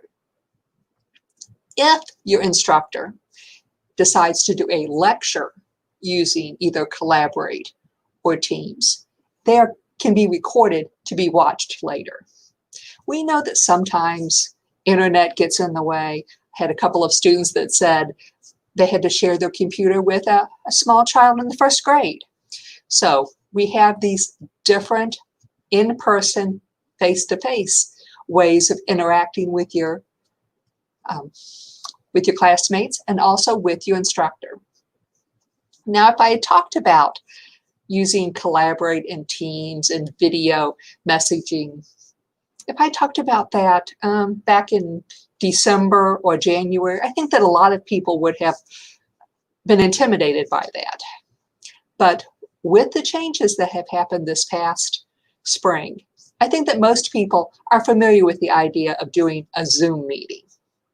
A Teams meeting or a Collaborate meeting is a lot like a Zoom meeting. Okay, next slide. Okay. As I mentioned a moment ago, one of the misconceptions about online classes is that you are on your own.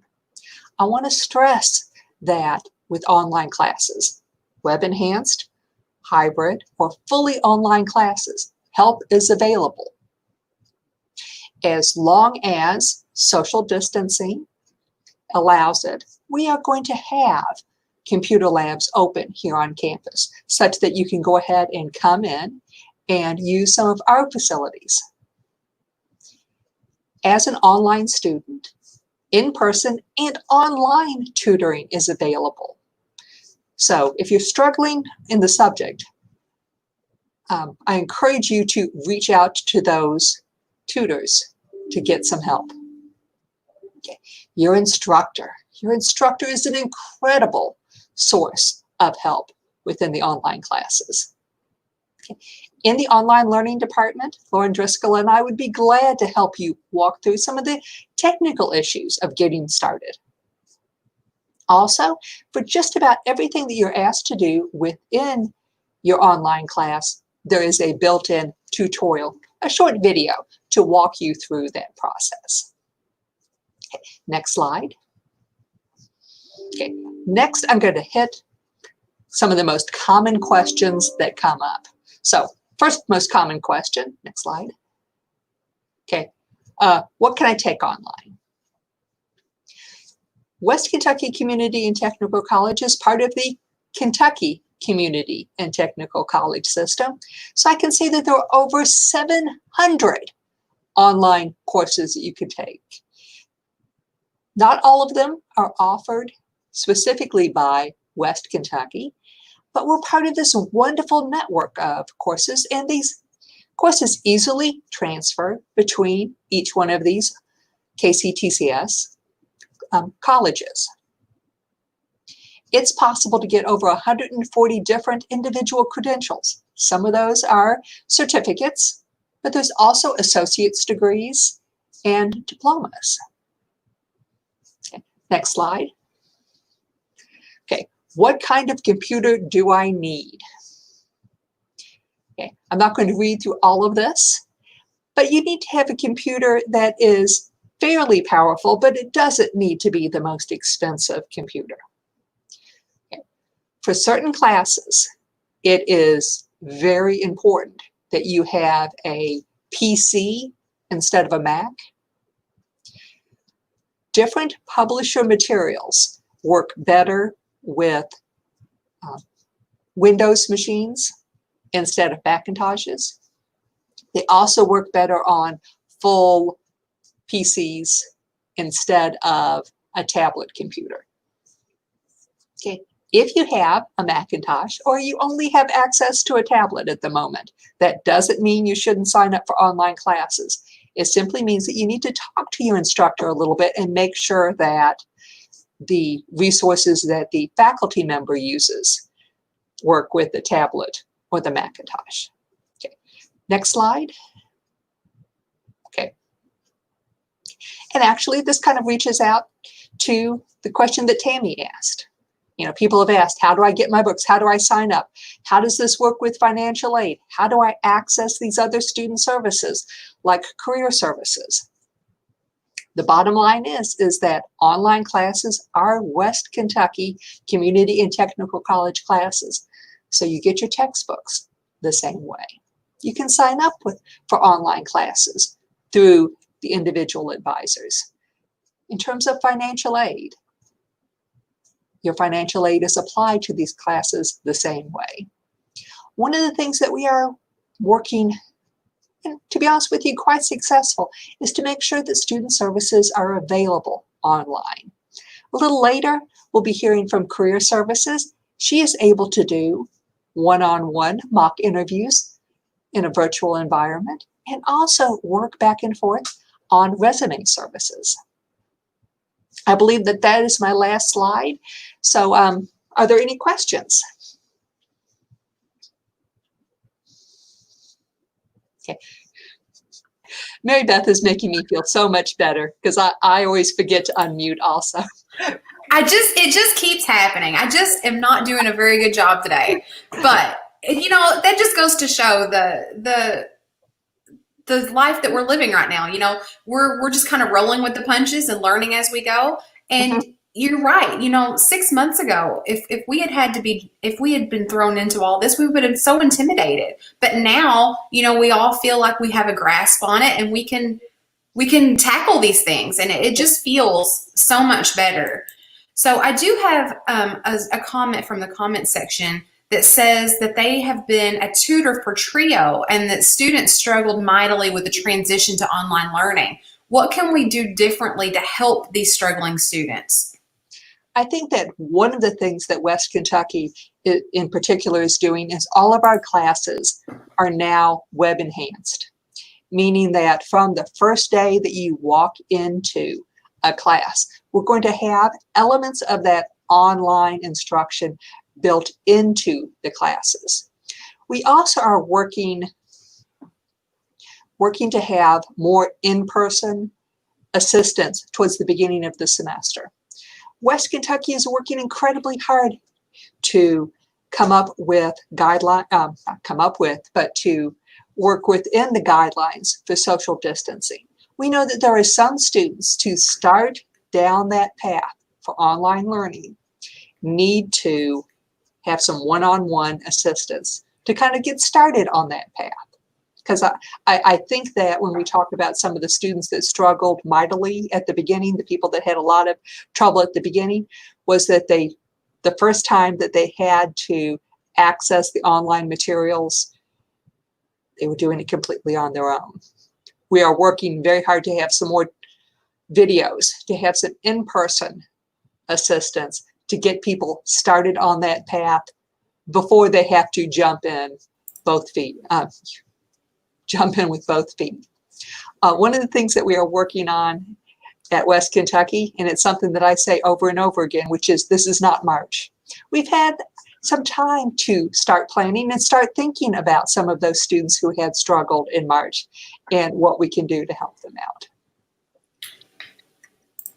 Thank you so much, Kate. And I want to thank you for taking the time to be on this stream today and to help these students who are registering for classes and those out there who are thinking about registering for classes. It's been very nice.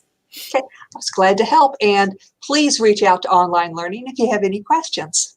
Thank you, Okay. Kate. Thanks. Have a great day, Kate. Thank you. All So right. Tammy, I'm going to let you remind everybody what's happening, and I'm going to let you take over as moderator. I will be in the background if you need me, and I will be monitoring those comments. Great. We just want to remind everybody that we are here with you all day. We're here in this first session with you until 2 o'clock today, and then we'll have another session from 4 to 6 this evening for any of you who might not have been able to be on during the day, or if you needed to step out and come back. We also have the sessions coming up from 4 to 6. And just want to remind you that we're on Facebook and YouTube, and that anyone who asks a question in one of these sessions will be into a drawing for a gift card. We already had one winner at a little after 11, so we'll be giving away another gift card or a little bit after noon today. And if you register for classes today, we have advisors and right now on hand, ready to help you register for classes. And if you register for classes, you get into a drawing for a laptop computer. So that would be really beneficial to you for your fall classes. So I just want to introduce right now, we have coming up next, we have, oh, hey, Deanna. We have Deanna Shelley. Hello. We're going to be talking with her about transfer. If you could just give us a little information, Deanna, and tell us a little bit about yourself and what you do. Yes, so my name is Deanna Shelley. I'm the transfer coordinator at West Kentucky Community Technical College. So my main focus is to work with our students coming in that are interested in transferring to a four-year college or university to help meet their educational needs, to complete those classes that will then help them move forward to get a four-year degree. We work out of the advising center. All of our advisors are trained to work in the transfer area. So we work as a team to move our students through and move them on to that next level. Great. Transfer is one of the great things that we do, preparing them to go on to a four-year university. We also have classes to prepare them to go into the workforce. So we do both of those. Those are like two things that we do for our students. They can either prepare to go into the workforce and talk with you, Deanna, about transfer. Yes. So, we'll just get started right here. I have a few questions for you. Great. So the first one that I have is, what does it mean to be a transfer student? Yes, great question. So many times we will have students come in and they're a little bit uncertain. We have our 2-year degrees, more technical degrees for students, but then we have students that want to come here and get what we refer to sometimes as their basics, their general education requirements, and then move on to a 4-year school. So a transfer student for us would be a student that is completing that 2-year degree with us, one of our transfer plans, and then moving on to that 4-year school. We have 2 plans that we use the majority of the time, one being an Associate of Arts, the other being an Associate in Science, although there are some other plans that can work along those lines as well. But those are our 2 main degree plans that we use for our transfer population. All right. Well, and we also have an Associate of Fine Arts degree. Yes. And so they can also, you also have plans for that as well? Yes. So that is also another plan that they can use to transfer. So yes, we do have some students that use that degree as well. Great. And you talked a little bit about the difference between the 2-year degrees and the 4-year degrees. And so a question we have delves a little bit more into that. So what are the advantages of completing a 2-year degree at West Kentucky and then transferring versus going directly to a 4-year university? Yes, absolutely. So at West Kentucky, we feel like we offer a wonderful value for our students in the education that they receive. So one of the advantages that we offer, of course, in our value is the cost. Our cost is about half of that of students going directly into a 4-year setting. So cost would be one of our things. The other thing would be class size. That is a great selling point, a great value here. Our class size is about half the size of any of the 4-year schools that you will look at.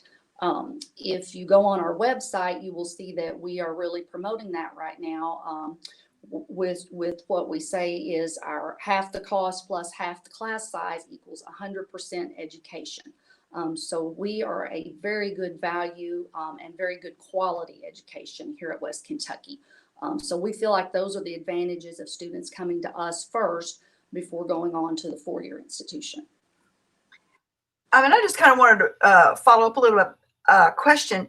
So do you find that there are some students who just really need the extra help from our faculty and our staff coming to us first before they go to a university?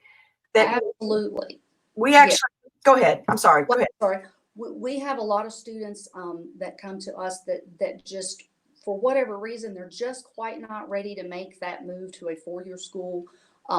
We have a lot of students that maybe their test scores don't put them straight into college level classes. So they need that additional the additional help, the additional workshops we offer, that additional time with the instructor, the tutoring we offer.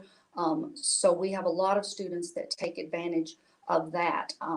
Again, financially, they may not be ready to go on. We have a lot of students that it's just not feasible for them to go on, as far as they may not be able to go to a main campus somewhere. They need those classes close to home, and especially the environment we're in right now with these uncertain times in education. It's great that they have this campus in this area so that they can stay close to home and complete those general education classes or our 2-year technical degrees. Absolutely. And we encourage those who, haven't made their decision whether or not they're going to, those who have been to a 4-year university, if they haven't made their choice yet, if they're going to continue to go back to the 4-year university, we're here for them. We have some classes maybe they could take and be here to help them as well. So I appreciate that. We also have another question. Deanna, what does it mean to be Gen Ed certified?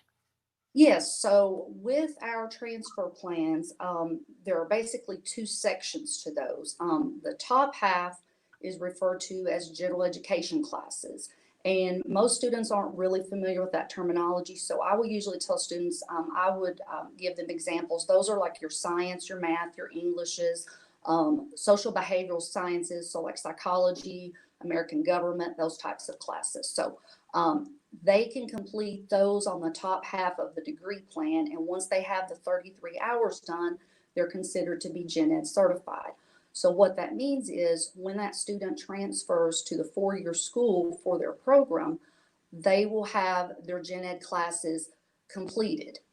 However, they may still have some departmental Gen Ed requirements that they have to take. So it will get the bulk of their Gen Ed courses done, and in some cases, all of their Gen Ed courses done. But if the department has maybe a couple of more Gen Ed classes that they need for their particular program, they would still take those there, unless, of course, they opt to stay with us a little bit longer, and then they can maybe pick those up here. We definitely want to help them get all the classes they can through us before they move on to the four-year school. Great. I again have another question. Okay. Can you explain a little bit about what maybe reverse transfer is? Sure. So I think the registrar touched on that a little bit earlier, but we will have students from time to time that will transfer to the four-year school that maybe were very close to completing their two-year degree with us. So maybe they lacked a couple of courses to complete their Associate of Arts or Associate in Science, maybe their Associate in Fine Arts. So if they complete those classes at the four-year school, then they can come back to us and request to have that degree granted through us. They would have their transcripts sent from the four-year school, and we would evaluate the classes. And of course, again, that is a registrar function, but they would handle that. And so in a sense, they're sending the classes back in reverse and having them added to their previous coursework to obtain that degree from us. Great. So as they continue on their four-year degree, they can get their associate degree as well. Absolutely. And like I said, we do see that from time to time. And it's a great option. It's another credential to have on their resume. So it's a great idea for students to do that. Great. The next question we have is, what do I need to list as my program if I'm planning to transfer? Okay, so I touched on that just a little bit.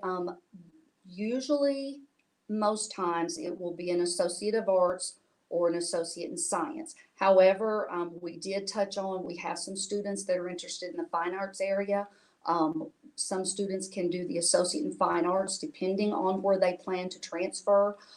They can go ahead and do the Associate in Fine Arts with us and then move on to the four-year school.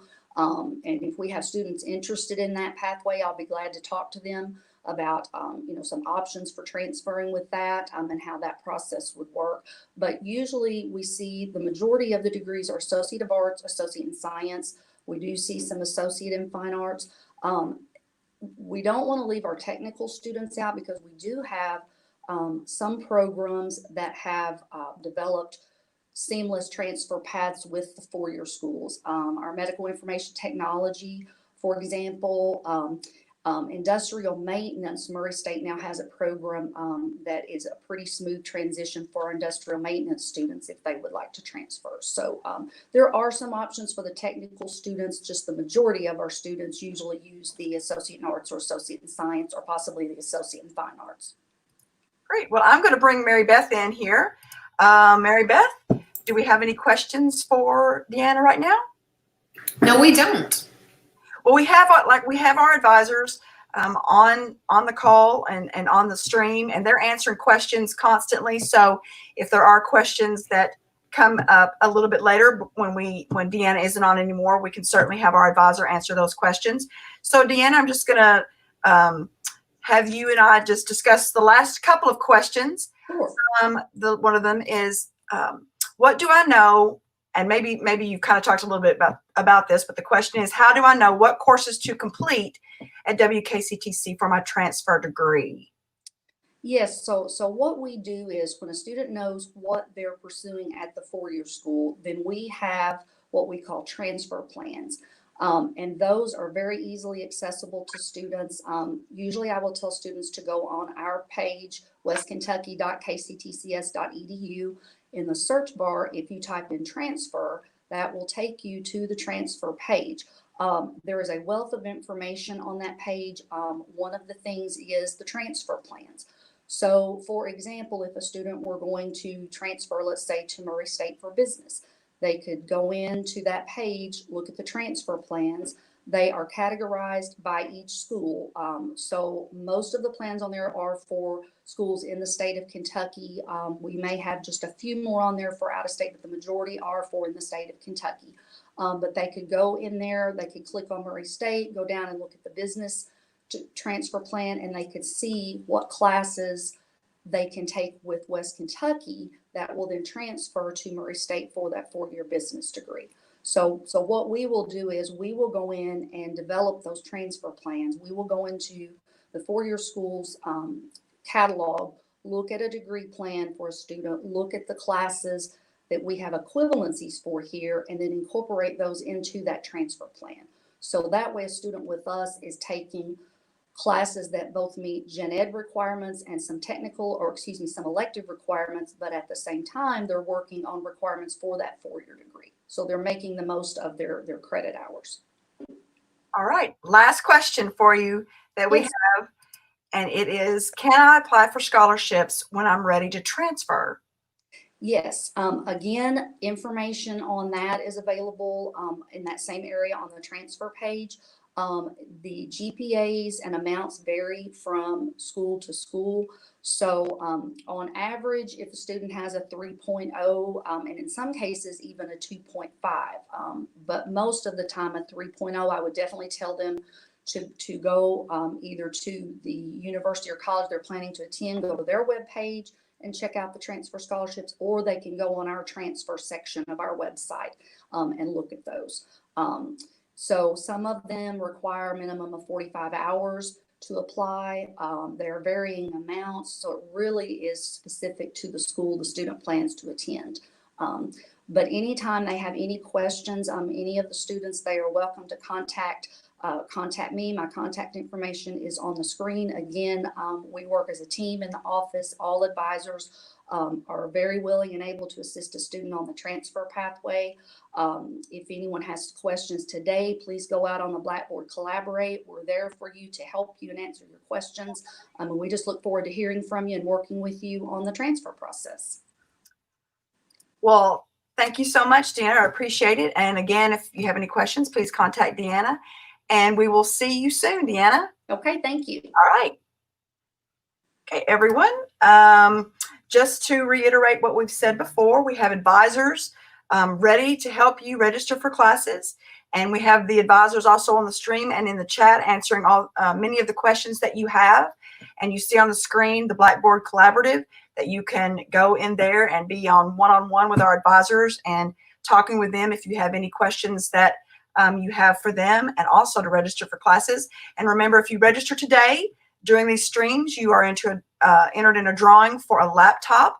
And again, here in about 10 minutes or so, we're going to give away another gift card, because we will have some of the names of the students who have been posting questions and draw for a gift card for them.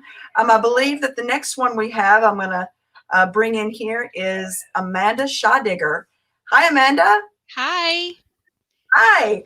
Amanda is our veterans coordinator. So just introduce yourself and tell us a little bit about what you do, Amanda. I'm Amanda Scheidiger, and I am the Veteran Services Coordinator. I'm also an academic advisor, and I'm located in the Advising Center. So I have a dual role. I help students get enrolled and, help them with their advising plans and such. And I also help our students who are using veterans education benefits get those. Great. All right. We see your information there, Amanda, to contact you if we have any students who are veterans, to make sure that they contact Amanda, and any students out there who are going to register. And if you're veterans, first of all, we thank you all very much for your service. We really appreciate it. And make sure you contact Amanda if you are going to register for classes, if you're a veteran, so that she can help you get all the information that you need. So, Amanda, the first thing that we have right now, we have a question for you, and it is, how do I apply for VA education benefits? This is an excellent question because a lot of times students will come to me or call me or email me and they say, I'm a veteran, I need my benefits. And I ask, have you applied for them? And they will kind of give me a look, or they'll respond with, no, I didn't know I needed to do that. So that is the very first important step that students need to do, is they need to apply for these VA education benefits. So the way to do that is they go to www.va.gov. That is the VA website. Under education, there's like 4 boxes when you get onto the website, and the education box is in the lower left-hand side. And there's a link that says apply for education benefits. So that is where they go. Now, a student will need to have important required information when they go to fill out this application. And they also have to fill it out in one session. So they can't save it and come back later. They need to complete the information all at one time. So they need to make sure they have time to do that. But what they will have to have is they'll have to have their social security number. If they are the service member, they will have to have their military history. If it is a dependent of a veteran, they will have to have their sponsor's social security number. And then other information, they'll need to have information about the school that they want to attend, bank account and routing information for direct deposit, and then their education history. And what this will do, the application will then go to the VA, and the VA will look at everything and determine eligibility for the student. If the student is approved for VA education benefits, they get something called a certificate of eligibility. It's a letter that they get in the mail, and it states on there, so-and-so, dear Tammy, you are eligible for these benefits under the Veterans Administration, and so on and so forth. So it could take around 30 days for a student to get that certificate of eligibility. So I always recommend that they apply as soon as possible, just so they can get that. Because I cannot certify a student's classes until I have that and some additional information. But once they have that certificate of eligibility, their next step is then to come back to me with that. And then I do have some internal paperwork that I have them complete. We need to make sure that they have a schedule and that their classes are approved and all that kind of stuff. And then before I can, certify the classes. But that is the very first thing that students need to do to get their benefits, is to apply. And I put up the part of our website that they can go for information about benefits. But could you give that website one more time that you were talking where they go to apply? Yes. It's just www.va.gov. Okay, www.va.gov. Yep, that's it. All right, so the next question we have is, there it is up on the screen right now. Yes. So just make sure that everyone has a chance to see that. So I will put up the next question, and it is, there we go. What are the programs that I'm allowed to take while using my VA education benefits? Luckily, here at West Kentucky Community and Technical College, all of our degree, diploma, and certificate programs are approved under the Veterans Administration. So if a student is enrolled in any of our programs, they are approved. We just have to make sure that they are taking the classes that are approved under that program, because classes that are not approved or that are not under the program would not be paid for. So if a student is in the welding program and they want to take a cosmetology class, which is obviously not under the welding program, they could take that, but VA will not pay for it. So all of our programs qualify. I just need to make sure that they're in the right classes. Because that has to do with, not only the VA benefits, but for financial aid as well. Right. Classes that you take to get financial aid also have to be applicable to your program. That's right. And as some people will say, well, they're getting VA, that program applicability doesn't matter, does it? And I'm like, the VA was doing it way before financial aid was. So, but yes, you're correct. It's just like that. The classes have to fall under their program in order for VA to pay for them. Great. All right. The next question that we have. Am I eligible for VA education benefits if I'm not a veteran? So we do, as I mentioned before, briefly when I was talking about the application, dependents of veterans, sometimes, not all times, but sometimes will qualify to get some education benefits. If you are the spouse or the dependent of a veteran who is disabled, you very well may qualify for some benefits. Another possibility is that if a veteran did not want to use their VA education benefits for whatever reason, while they're still in the military before they have separated, they can transfer their eligibility to a spouse or to a dependent. And those are the only two ways really that you as a non-veteran would be able to receive the veteran education benefits. Okay, I'm just going to go directly to the next question, and I am currently in the military. Am I able to use any benefits? So students that are currently in the military actually have a few different options. They can use what's called tuition assistance. There's state tuition assistance and there's federal tuition assistance. They do have to apply for those just like they have to apply for the veteran education benefits. So that's important that they get those done early because there are deadlines. With the VA education benefits, it's not so much a deadline, they just have to do it. But with the tuition assistance, there are deadlines. So if they miss those deadlines, unfortunately, we can't really do much about that. So if they're in the military and they want to, use the tuition assistance, they should come see me as soon as possible so that we can get that ball rolling and get that taken care of. Also, sometimes they are still, if they're in the military, even using tuition assistance, they may still be eligible for a certain chapter of VA education benefits. It doesn't pay as much as some of the other chapters do, but if they're getting the tuition assistance and then this other benefit, it is helpful to the student. Okay. All right, Amanda, we have one more question left. I'm going to put Mary Beth in here just to see if we have any other questions from our viewers. Chat is pretty quiet. You guys better get your questions in and get registered for those gift cards. That's Get right. those questions in here. We're going to be giving away the gift card here in about the next few minutes, right after we ask Amanda her last question. I'm going to pop her out. All right, Amanda, here's your last question that we have, and it is, what does WKCTC need from me in order to use the VA education benefits? So as I mentioned before, that certificate of eligibility that the student gets after applying for the VA education benefits. So I need that. I also have a bit of internal paperwork. Basically, it's just some information about the student, the program that they're planning to pursue, that kind of thing. And then if they have not made a schedule, I can certainly help them with that, being an advisor as well. Or if they do have a schedule, we just go over that to make sure that the classes, again, are program applicable. Other than that, I don't think there really is anything. I thought of another question real quick if I have time, because sometimes I do have students that will ask, can I get financial aid and my VA education benefits? Is that double dipping or something?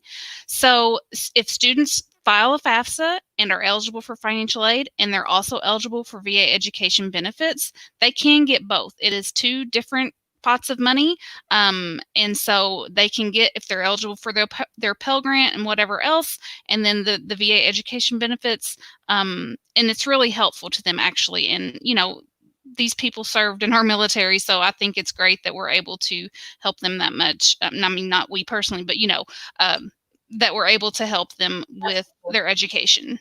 Absolutely. And I have one more question. Sure. We talked to Amy Elmore was on earlier, and she's our student activities director. And so I was wondering, do we have a club for veterans where they can be together and have events and that type of thing? We currently don't have a club. I have gauged some interest, in some events. I haven't had much interest from our student veterans in many things, and so unfortunately, we don't have a club right now. If there were some interest, I would certainly be welcome to starting something like that, getting with Amy and seeing what I need to do to get that going. But as of right now, we just haven't had much interest in that. All right. I do have a question. from Facebook. Amanda, it's not veterans related, but I think this might be something that you can answer. Is the bookstore open on campus, and can you pay for fall classes on campus currently? So fall classes you can't pay for yet because the tuition has not been assessed until I believe July 1st, which is next week. And you can come to campus to pay that, but you do need to make an appointment with our business office. And I don't have the number handy, I'm sorry, but you would just need to, you would want to call the business office to make an appointment to pay after July 1st. And then the bookstore, I don't know if I'm going to answer this one correctly. So I'm going to say I don't think that it's open right now. I work in the same building as the bookstore, but I haven't been down that way. So I'm not sure. Sorry about that. That's okay. That's fine. I've asked for some of my advisors to put up the phone number for the business office and for the bookstore. So I'm sure one of our advisors or one of our helpers will be putting those numbers up here shortly. Good. All right, Amanda. Well, I don't think we have any more questions for you right now. Please, veterans, again, we appreciate all that you've done for us and the country and all that you're still doing for us. And please reach out to Amanda if you have any questions about your benefits that are so well deserved. So thank you so much, Amanda, for being with us. Good luck to everybody on the gift card. That's right. Good luck. Okay. Oh. Bye, Amanda. Sorry. Speaking of gift card, Tammy, do you know what time it is? It's time for the next gift card. It's time for another gift card. Kathy, would you please give us the winner for the next gift card? Okay. Second winner today, Jordan Swinford. You have won a $50 gift card to Walgreens. Please contact Kathy at that email address to learn how you can pick that up. Congratulations to Jordan. Congratulations. Yay. All right. All right. I believe the next person that we have on deck is Gail Backus with our Trio Support Services. It is. And Tammy, if you don't care, I'll take this one because she wants me to pull up the web page and I've got that ready. Perfect. I will monitor the chat. Okay. Gail, I'm going to bring you in now. And if you don't care, I'll get your webpage ready if you want to just introduce yourself and tell us a little bit about what you do at West Kentucky. Sure, Mary Beth, I'm glad to do this. And first of all, thank you for letting me be a part of this. I hope that something I say to some of those people listening out there will pique their interest and they will want to be a part of Trio because we are looking for new members. So I hope you'll listen closely to what I have to say. But first of all, I don't know if you can see it on the screen. You may see that Trio Student Support Services is our name, and that's the real name. Yes, that big long mouthful of stuff. And that's what's on the sign over our door when you come to visit us. But everybody knows us as Trio on campus. So just call us Trio. It's a lot easier. And Trio is a program that has basically one goal, and that is to help students be successful. So what we do is provide a lot of different services, and those services all combined together can help you succeed at West Kentucky. We are funded through a grant and through the Department of Education. So because of that, we do have some requirements and some paperwork that students have to do. There's an application to be a member, and then other basic paperwork that students will do when they join us. But it all comes together to give us, the staff and our program, the ability to serve you and provide programs and activities, events that can help you to enjoy your time at West Kentucky and to be a successful student. Trio program is called comprehensive, and it's not just one thing we do. We provide several different types of activities. We, first of all, do help you academically, and that is our main goal, to help you be successful. We want you to be able to make those grades, to be in good academic standing, and to be able to complete the certificate or the degree that you're working on. So that's our number one goal, but we also provide services in financial areas, cultural, social, and emotional. We'll work with you to reach your goals, as I said, toward that degree so that you can transfer. And we do help you take trips to regional universities to decide where you'd like to transfer to complete a 4-year degree. We also help you to prepare to enter one of the selective admissions programs on campus, usually in allied health. And we can just help you to get ready to enter the workforce. All of this combined is what TRIO does, and we do it with a diverse staff and a very diverse group of people. There are 4 of us who are staff members and 6 who are part-time tutors, and our members are all ages. They have all majors, and it's just like one big happy family in our TRIO area. And that's what we aim for, because we want you to feel like when you're a member of TRIO, you have a place on campus to belong, and that you enjoy being a West Kentucky student because you know that TRIO's got your back and we're here to help you. Okay, have you got anybody that wants to ask me something? I don't think I've got any questions from the comments, but I do have some questions, Gail, that I would like to ask you. But before I do, I just want to say, I think you hit the nail right on the head with what you said, because every time I walk into the TRIO office, it just feels so inviting and so warm, and everybody is just always so friendly. And it's just such a nice place to be when you're on campus. Thank you. I appreciate that. You'll need to come and visit more often. That's true. Okay, so I do have a question. Why do I have to fill out an application for TRIO to get tutoring? Okay, it seems that students find us for tutoring. That is one of the motivations. They come looking for TRIO, or they submit an application. They've heard from a friend or someone in their classes who's using TRIO tutoring, and they talk about how successful they are. So students may come in and say, I need help, I need tutoring. And we talk to them, and then I have to ask them to fill out an application. And they're a little hesitant about that, but you have to understand TRIO is not just tutoring. We are a comprehensive program, as I have said, and because we are funded through a grant, we do have paperwork, and that may be one of the painful parts for you, which I'm joking. It's not.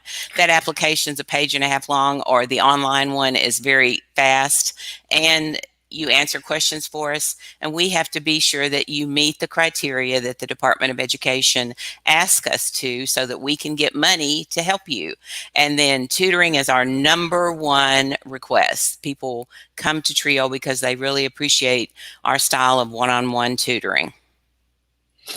Okay, so speaking of those kinds of qualifications, how does a student know that they may or may not be accepted, and what are those qualifications? Okay, first of all, let me say that I rarely deny any applications. The government says that the student cannot have already received a degree. So if someone applies to TRIO who already has an associate degree, or maybe they had a bachelor's degree and they're coming back to school, I can't accept them. They have to be working on their first degree, and that's just one example. But there are 3 main criteria to be a member of TRIO, and you have to have at least one of these. Some of our members have all 3. The first one is to be a first-generation student. Now, first generation is defined by whether your parents have a bachelor's degree or not. If neither of your parents have a bachelor's degree, that makes you a first-generation student. So you're in TRIO. A second criteria is their financial status, income level. And we do have a scale that we use to look at family income and number in the family. One way you can also look at this, if you receive a Pell Grant, most likely you're going to be in TRIO because you would qualify for our program. And then the third one is whether you have a documented disability. And this can be any kind of a physical, learning, or emotional disability, as long as it's documented. We do ask that these members who have that eligibility register with our accessibility services on campus, and they will maintain accommodations and all the paperwork. But we work with them, tutor them, advise them, help them, let them come in our area and help them be successful. So those are the three. And as I said, it can be any one, or it can be all three, two of the three, whatever. That's great. So say a student applies and is a member of TRIO, do they have to reapply each semester? No, once you're in, you're in. As long as you are a student at the college and good, and you maintain ongoing attendance, then you are a member of TRIO. If you drop out or stop out for a semester and come back, you would have to reapply to the college and you would reapply to TRIO. But we stay with you the whole time until we see you walk across that stage. So other than tutoring, what other types of services does TRIO offer? Okay, tutoring is probably our number one request. And other than that, we do academic advising. When a member becomes a part of TRIO, they are assigned to one of our staff, and that person develops a very close relationship with them. So they can also do academic advising. They do mentoring. They can work with them on career decisions. They have a go-to person. But other than that, they can do advising. As I said, tutoring. We have a really cool place, and you've already mentioned that, Mary Beth, to come in and use computers. You can print through our area, and we have study carrels if you like to just have a quiet place to study. We really promote that students stay on campus and complete their homework assignments, do their studying, get everything done before they leave. And they can come to TRIO when they're a member, and they have a safe place, a welcoming place to hang out and do that work. So a good area to be. And then we also do workshops on financial and academic types of subjects that can help them be a better student. We have social events, we have cultural events, we get tickets to things, and then we do transfer. And transfer is something that we complement the transfer center on campus and provide trips to visit regional universities. So we're just a place where we can do a one-stop kind of help you with a lot of different things. I guess one of the things I see students come to us for is just to have somebody that gets to know them, listens to them, and celebrates with them when they make those good grades. And then if they need a little push or some motivation or, a talking to, we do that as well. But we really try to get to know our members and be there for them. Just listening to all of this, it almost seems like too good to be true. And maybe there are some students out there listening to this thinking, well, yeah, that sounds great, but how much does all this cost? Well, it doesn't cost you anything. You have to fill out some paperwork. That's it. Everything is paid through our grant. So from a bottle of water you may get when you're in TRIO to drink, to going on a trip to visit a university or a cultural event, it's all free. You don't pay for anything as a member of our program. But on the other hand, we only can provide services to members of our program. So that's why you want to come in and apply or do the online application and become a member, and then you can take advantage of all this. We are not just an open door for anyone to walk in and get tutoring or go on a transfer trip. They have to be a TRIO member. It's so great. It's such a good program, such a good service. I love it so much. Gail, we're running out of time, but I do want to highlight the most important question, and Yes. that is, how do I become a member of this awesome TRIO? Well, we have a new online application, and that's in thanks to Mary Beth for helping us do this, that you can just go on to. Right there you see our webpage, and you click on that, and there is an interactive online application. You submit that. I will receive it, I'll review it, and then you'll get an email from us saying, welcome to TRIO. This staff member has been assigned to you. You can sign up for tutoring online. You can do everything online now.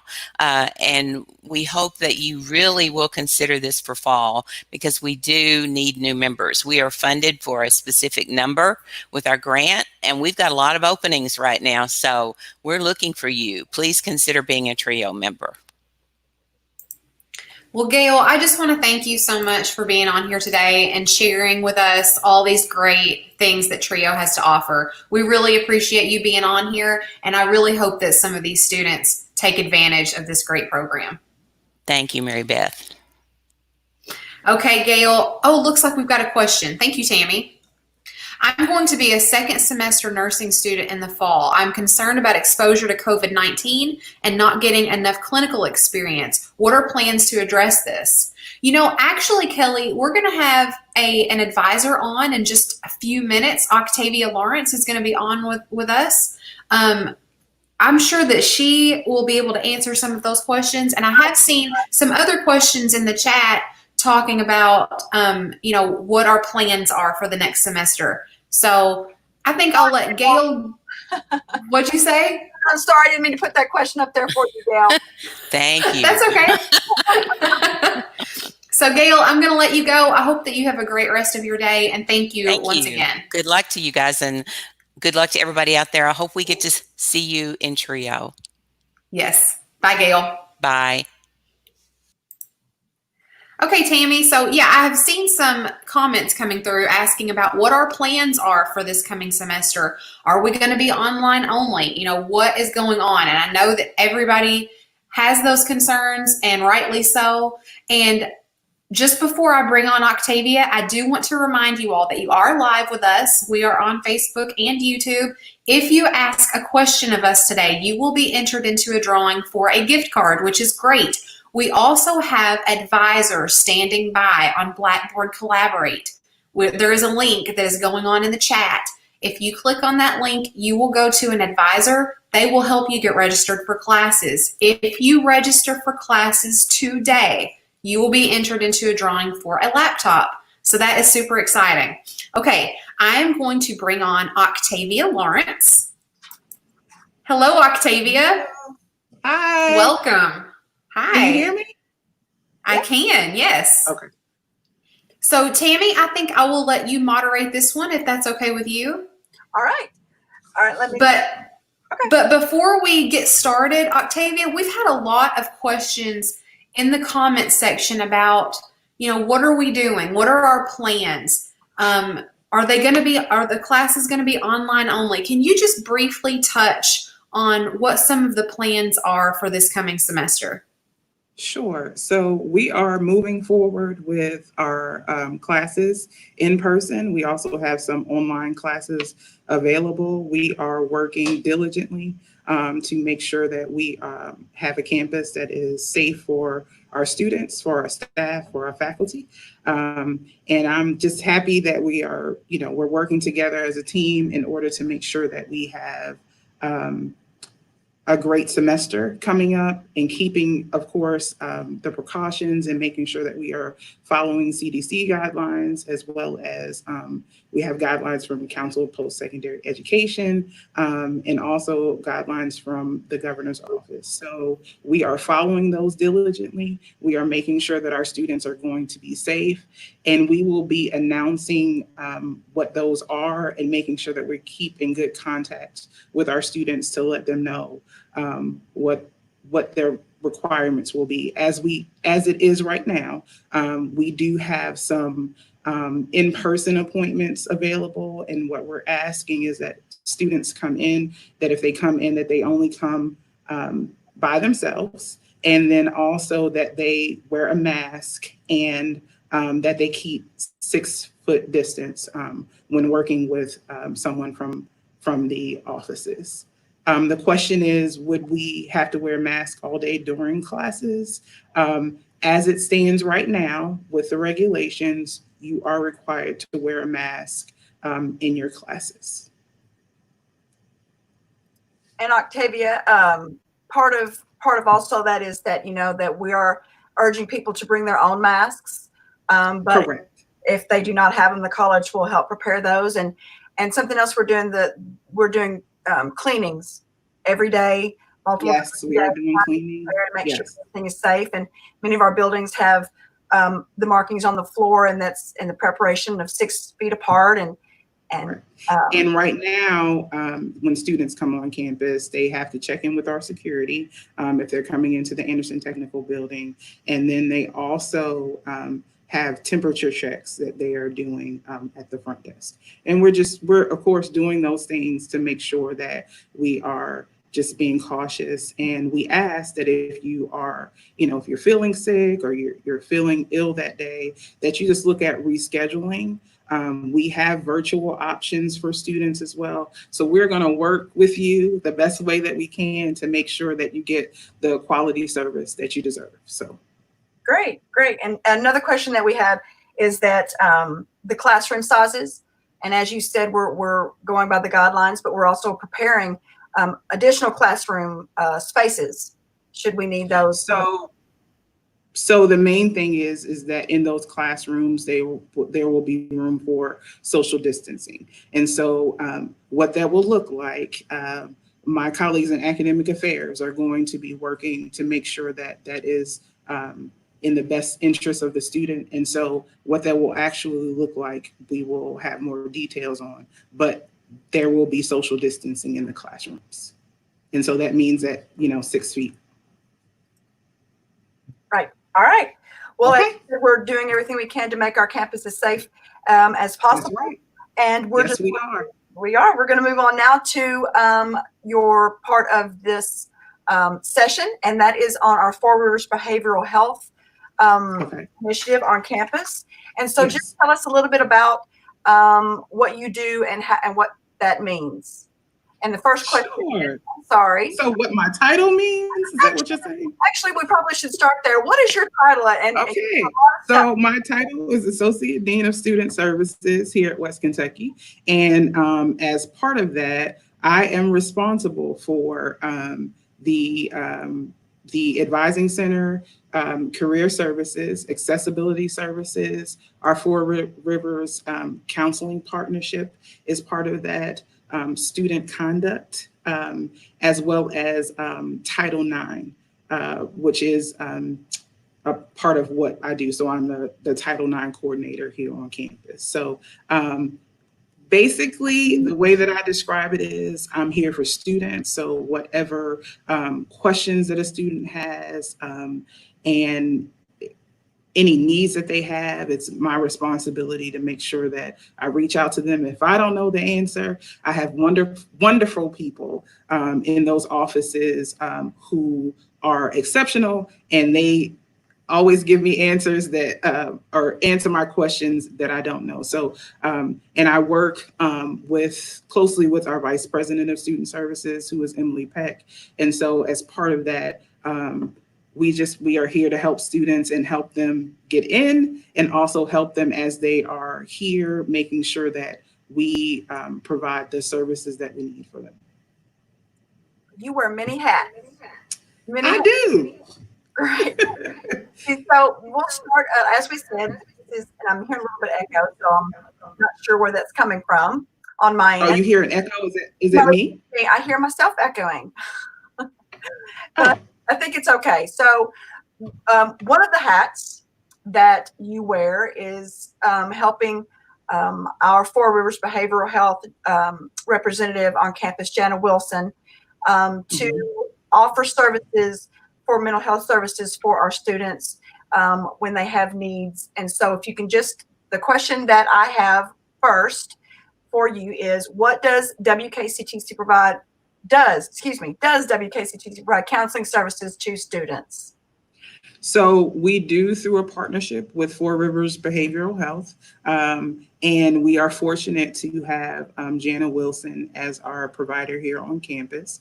Currently, she's not on campus, but we provide those services to students. And we, throughout the years that we've had the partnership with Four Rivers, we have increased the number of students who we have served through counseling. And it's a great service that we extend to our students. And if students do not have the ability to pay for counseling services, then those services are provided at no cost to the student.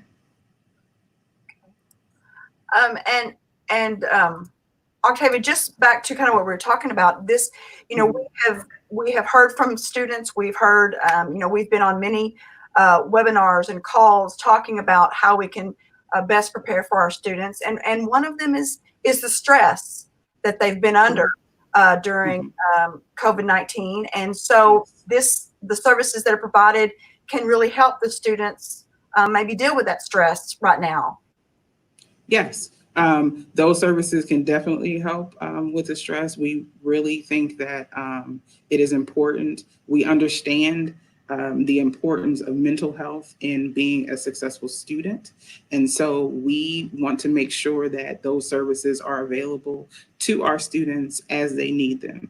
And we have the ability to refer them both from faculty referral, staff referral, but we also have where students submit a self-referral, and they are contacted typically within 24 hours. They are contacted and they are walked through the process on how to make an appointment and how they can see the provider.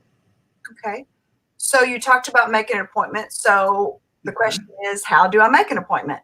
Sure. So to make an appointment, I am actually scrolling feverishly because I had this pulled up. But they are, in order to make an appointment, we have the ability to make that appointment through our website. But we also have the ability that you can call a number, and I put that in my questions. And of course, I don't have that up now. I know it's 270-442-7121, but let me make sure that I have that correct. But you can go directly to the website, the counseling website, and when you go to that website, there is an area where it allows you to put in a referral. But I did say 270-442-7142. And you can call that number to make an appointment. I believe that we thank you so much for putting that up. Yes. So if you go there, you can absolutely click on that, and it will take you to where you can make an appointment. And I don't want to skip ahead because I'm thinking, and I also wanted to say that right now, those are telehealth appointments because Four Rivers is operating under telehealth. And so you will be able to either talk to a counselor by phone, or you can do it through Zoom. They're using Zoom to do counseling sessions. So that is also a great way that you can do that and not have to leave your house in order to get that counseling. And we have the number up that you mentioned. It's 270-442-7142 for appointments for the counseling services. And we also have the web page up that you were mentioning and talking about the counseling services on our website. Yes. And the next you have the crisis number. We have our advisors. They are on. I'm sorry. Our advisors are on the ball. I'm telling you. The next question is, I'm impressed. Is there a crisis number? And yes, there's a crisis number. So that's very important, because if you are experiencing something that is not going to wait for a counselor, we want to be able to provide you with a number where you can talk to someone immediately. So that's great. That's great. All right. So my next question for you that I have, and there is, the question is, what is accessibility services? This is your other hat you wear. Yeah, so this is not, so Asir Scott is our coordinator for accessibility services, but she is actually on vacation this week. So I wanted to talk to you about the accessibility services and what it is. So accessibility services, Ms. Backus actually referred to this in a lot of her presentation. We have the ability, if students have accessibility needs, if they, for instance, some of our high school students may have had an IEP in the past, and so, which is an individualized education plan. And if they have had something like that, where they have had to have accommodations, then we provide those for the student. So we have a a service that's provided for students. They may have, for instance, you may have something that is test anxiety, that is a documented, you have a diagnosis, it's documented, and we would make sure to accommodate for that particular need. And also, for graduation, we have some of our students who have accessibility needs, and we make sure that they have the accommodations they need to be able to participate in graduation. So that's very important. So I wanted to let everybody know that if you do have accessibility needs and you are graduating, that we can accommodate those for you. We want you to be with us at graduation and receive your credential. So the next one, I know I kind of threw you a loop because we skipped directly from the Four Rivers behavioral health into accessibility. So I'm going to move to the next accessibility question. And so here we go. What are reasonable accommodations, Octavia? Okay.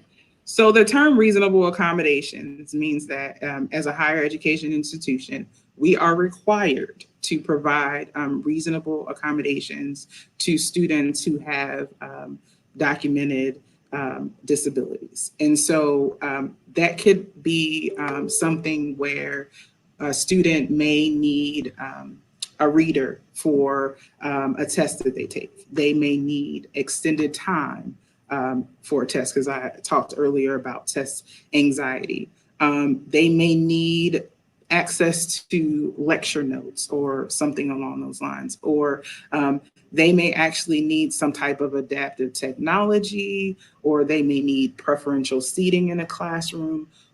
Those reasonable accommodations are basically prescribed based on the disability, the documentation, and the recommendation from the person who has filled out the documentation. So it is our responsibility to make sure that our students are successful and that we provide the reasonable accommodations that will allow them to be successful here at West Kentucky. And so we have a great accessibility services office. We will work with you. If you think that you need something like that, we will definitely work with you and make sure that you have what you need to be successful here. So that's our main thing, and we're here for every student and making sure that you are successful, and however we can assist you with reasonable accommodations, we absolutely will. Thank you, Octavia. And we have one. Oh, do you have a question for us for Chad? I do. I was just going to pop in and say that we're running a little short of time, but we do have a question from the comment section. Rachel says, as a newly enrolled student, I'm unsure about what I'm supposed to do. I have completed the orientation online. So what should the student do, Octavia? So, Rachel, if you have not already talked to an advisor and been in, so I guess if you completed the student orientation, I'm going to assume that you already have classes. You definitely want to make sure about your financial aid and making sure that you have everything prepped for the semester. But I tell you what, I think if you are available today, we have advisors in the virtual chat who can absolutely answer your question now, or you can call 270-534-3216, and there's someone on standby that can help you with your particular situation and see how they can move you forward to the next step. So if you're already enrolled in classes and you have additional questions, or if you have any of those needs, the person at the 3216, her name is Crystal. She will help you and help you figure out what next steps are. So I think that would be the best thing, just so we know exactly where you are and how we can best help. All right, Octavia, we're running a little bit short, so time. Okay. So all right. That's what happens when you wear something attached, isn't it? You have lots of Hey, I try to fill up my 15 minutes, so I'm glad to do that. Well, thank you for being with us. We're going to pop Mary Beth back in here. Good morning, it's Octavia. Okay, bye-bye. Oh. Pop me out. Pop you in. We're going to make you pop some more. having a little bit too much fun, Tammy. Well, Mary Beth's a lot better at this than I am. I'm just. All right, We're just having a big old time, aren't we, Tammy? We are. I think this is such a great thing for our students. Again, talking about the fact that those students who can register for day can get into a drawing for a laptop, Mary Beth, which can really help them with their fall classes. And here pretty soon, we're going to give away another gift card. So, and we've had lots of great information today. So yes, it's not okay. I'm going to let you continue if you want. All right. Okay. Well, hi, Mary Beth. All right. So now what I'm going to do is I'm going to add our next person to the screen, and it is Molly Brimmer. Hi, Moll. Hi, Miss Tammy. How's it going? Well, how are you? Pretty good. I miss seeing you. I miss seeing you. And I tell you what, that's I call her Molls, and I probably miss Molly Brimmer.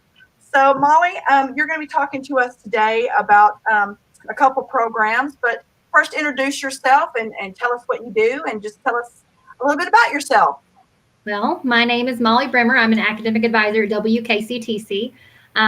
Tammy knew me before as I was an adult recruiter working in our admissions department. Now I'm working in advising. But when I was an adult recruiter, I worked a lot with our Work Ready scholarship. So I'm here today to tell you a little bit about that scholarship and how hopefully it may benefit you.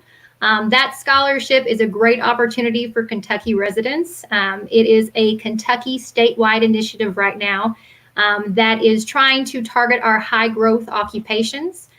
They've looked at areas such as transportation and logistics, business and IT, advanced manufacturing, construction, and healthcare. And they're trying to make sure there's funds available to get our residents trained in these positions to get them high growth and high demand jobs. That's a mouthful, Molly. I know. I've said that spiel maybe a couple times before. Well, we're going to go a little bit more in depth about just the program and what it is.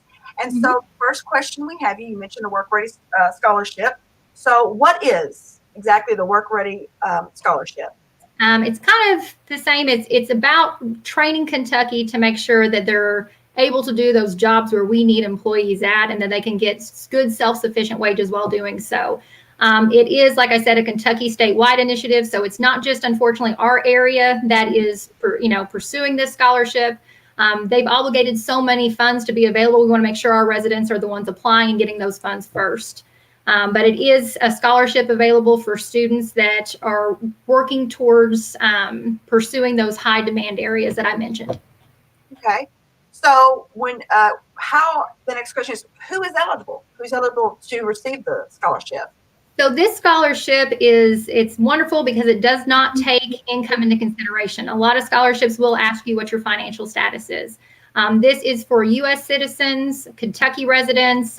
You do have to have a high school diploma or GED or be enrolled in a GED program, but who have not yet earned an associate degree or higher. So if you know anyone who's working right now and may have entered that job as without having that associate degree, but needs to advance in one of those areas I mentioned, but has to have an associate's to do so, this is a great opportunity for them to apply towards those funds to get that further credential that they need. Great. And so you mentioned those programs that those high demand programs, but can you just go over those again? There are 5 programs that are available to receive the scholarship. I sure can. It is advanced manufacturing is one of the areas, and construction. There is business and IT, healthcare, and I'm blanking on one. Logistics and transportation are kind of paired together. I think I said them too fast. Healthcare, business, IT, advanced manufacturing, and construction. And what's my other one?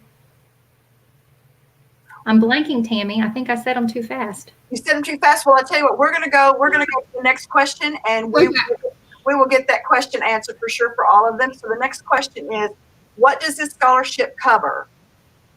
The scholarship it's considered, Dr. Stevenson spoke earlier about gap funding. It is the same type of funding. So one of the requirements is to first fill out the FAFSA application to see if you're eligible for any free federal aid. Once you're determined how much aid you're eligible for through the FAFSA, then that is applied to your tuition first. But the Work Ready Scholarship will cover any tuition cost that is required for your program that that's not covered by free federal aid. So unfortunately, it doesn't cover books or any additional cost, but it does cover that big bulk of expenses, which is tuition. And Molly, we have the website up here that the Work Ready Scholarship that will be on our website. Awesome, thank you. You're welcome. You're welcome. I think that we were scrolling down that, but I'm not sure if I can scroll down it now. I think I forgot. I mentioned transportation, healthcare, business IT, advanced manufacturing, and the other one was construction. So we kind of combine those, but there are 5 sectors that qualify for your scholarship. So if you've told us what it is, you've told us what programs are included, you've told us what it covers. So the next question that we have is, how do I apply? How does a student apply? Tammy, I'm a Googler. The easiest way for me is to Google. The scholarship is administered through KEA. It's KHEAA. If you search KEA Work Ready, the first link that pops up is their homepage for the Work Ready Scholarship, and it walks you through. One of the most important things is which programs are covered, as well as all the eligibility criteria, and will link you to where to sign up for the scholarship itself. You do have to create an account on KEA, but it's a very simple 5-minute process. It's not hard at all. All right, so give us that website again one more time. I said I Google search, but let me see. It's www.kheaa.com. There it is.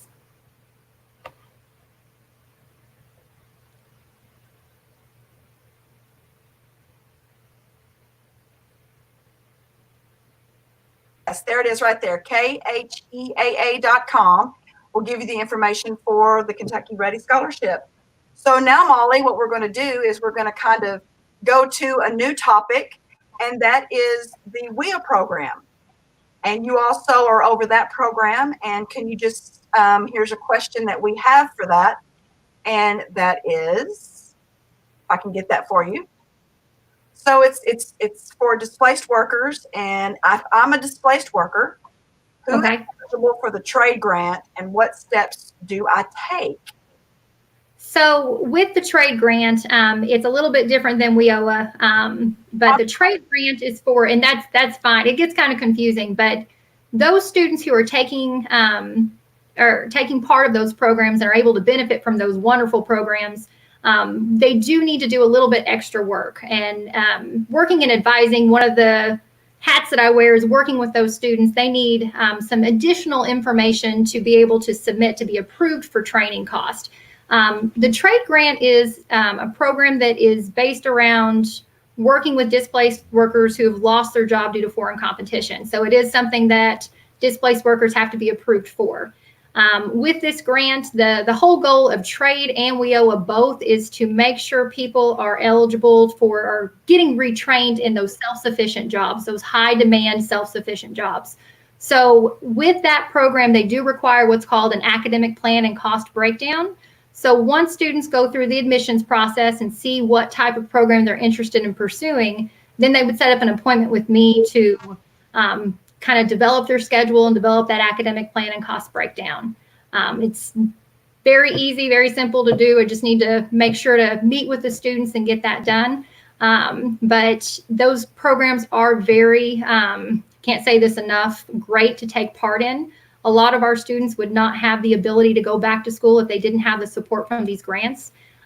These grants, the WIOA grant will work with displaced workers as well as low-income adults and make sure that they give them that support to help them with those outside costs that they may not be able to get covered through financial aid. So I know that they do have their own criteria on how students are eligible to apply for those grants. So if you have an interest in looking more into this opportunity to assist you in going back to school, make sure to contact the Paducah Career Center. They're wonderful to work with, and just ask for someone with a WIOA grant. Well, Molly, I actually skipped. I was going to the WIA question, and the trade question came first. So You're fine. here's your last question, and it does have to do with WIA. And can you tell me a little bit more about WKCT's partnerships with that grant? That's kind of what I was talking about before with the career coaches, with the Paducah Career Center. Those grants, if students are interested, they can contact the Paducah Career Center and ask to speak to one of those career coaches with WIOA. They will determine whether or not they're eligible for assistance. Their goal is not necessarily retraining. It's all about entering the workforce. So if they can deem that a person may need to go, they call education retraining in those high demand areas. What they do is they refer them to the college. We work with them to kind of go over our programs. If you are interested in a program and you need to go back to school, but you're not 100% sure what you want to do, we do have a wonderful admissions counselor, recruiter. His name's Tim Meadows. He works a lot with our adult, non-traditional students, our adult students that have maybe been in the workforce and are looking at getting retrained in a different profession. He's wonderful. I don't have his contact information, but if you guys can put that up. Tim Meadows is working a lot with our WIOA and our trade students right now. We did have a kind of local layoff for trade, Briggs and Stratton. So if anybody's watching this is a Briggs and Stratton former employees, please contact us and let us know how we can assist you. Thank you, Molly. We really appreciate you joining us, and we will get that information for Tim Meadows up in just a little bit. So I appreciate you joining us, Molly, and we will Good to see you. See you soon. Bye. Bye. So I'm going to pop Mary Beth back in here. Hey, MB. How are you? Hey. Good. How about you? I'm doing great. Doing great. We're coming up on that 3-hour mark, Tammy. We're doing real good. We are. I appreciate everybody that's been with us so far. So our next person to bring in is Summer Holland. And Summer, I don't see your picture. It looks like just a blank area to me. So I'm not sure if maybe you need to back out and come back in so that we can get you added. While we're waiting on Summer to join us, you are live. You're live with us right now. We are on Facebook and YouTube currently. We want you to send in those comments. Ask us some questions. You've got a great opportunity coming up. Summer Holland is coming up next. She's representing the Advising Center. If you've got a question about something, she's got the answer. So this is a great opportunity for you. If you ask a question during these sessions, you will be entered into a drawing for a gift card. We're going to be drawing another gift card after summer and then another gift card at around 2 o'clock, I think. Is that right, Tammy? If we draw one at 1, I believe we will draw. Yes, we'll draw one at our last at the end of this first session. Yes. And go ahead, Mary Beth. That's okay. And we have this link that's in the chat. This is a Blackboard Collaborate link. This is for you to meet one-on-one with an advisor right now. If you have questions about registering for fall classes, if you want to talk to your advisor about, some questions that you have about the upcoming semester, this is your opportunity to do that. If you register today for fall classes, you will be entered into a drawing for a laptop. A computer So laptop. that's exciting. I'm excited about that. I think that's I know, me too. So great for their fall classes. So we're still, here's Summer. Summer made it. I'm going to add her to the stream. How you doing, Summer? Doing all right. How are you all? Doing well. Good. So Tammy, do you want to take a little bit of a break and I can handle this one? Sounds great. I'll monitor the chat for you, Mary Beth. Okay, sounds good. Okay, Summer, I'm going to just let you introduce yourself. Tell everybody who you are and a little bit about what you do at WKCTC. Sure. Well, I am Summer Holland. I'm an academic advisor, and I work in the Master Advising Center, which is located in the Anderson Technical Building in room 106. You've seen some of my counterparts already earlier today. I'm in the office with Miss Molly Brimmer, who was just on here, as well as Deanna Shelley and Amanda Scheidegger. Octavia is a part of our office as well. And what we do is academic advising. And so that involves helping students. I like to say it as Sancy T shared earlier today, that Chart Your Own course is the platform for our FYE 105 class. So we like to help help students navigate the education process, sign up for classes, and really and truly just anything that they may need, but while they're pursuing their education here at West Kentucky. Yeah, so that just kind of really encompasses what an academic advisor is and what you guys do for our students. So for anybody out there wondering, how can they schedule an advising appointment? That's wonderful. And we've actually had that question a couple of times today. So first of all, I want to share that we have advisors available right now through our Blackboard Collaborate. You can go on there. Miss Crystal is there. I think she was earlier on a phone call earlier, but you can talk with someone right now, and you can do that virtually. We can do it over the phone, however we need to.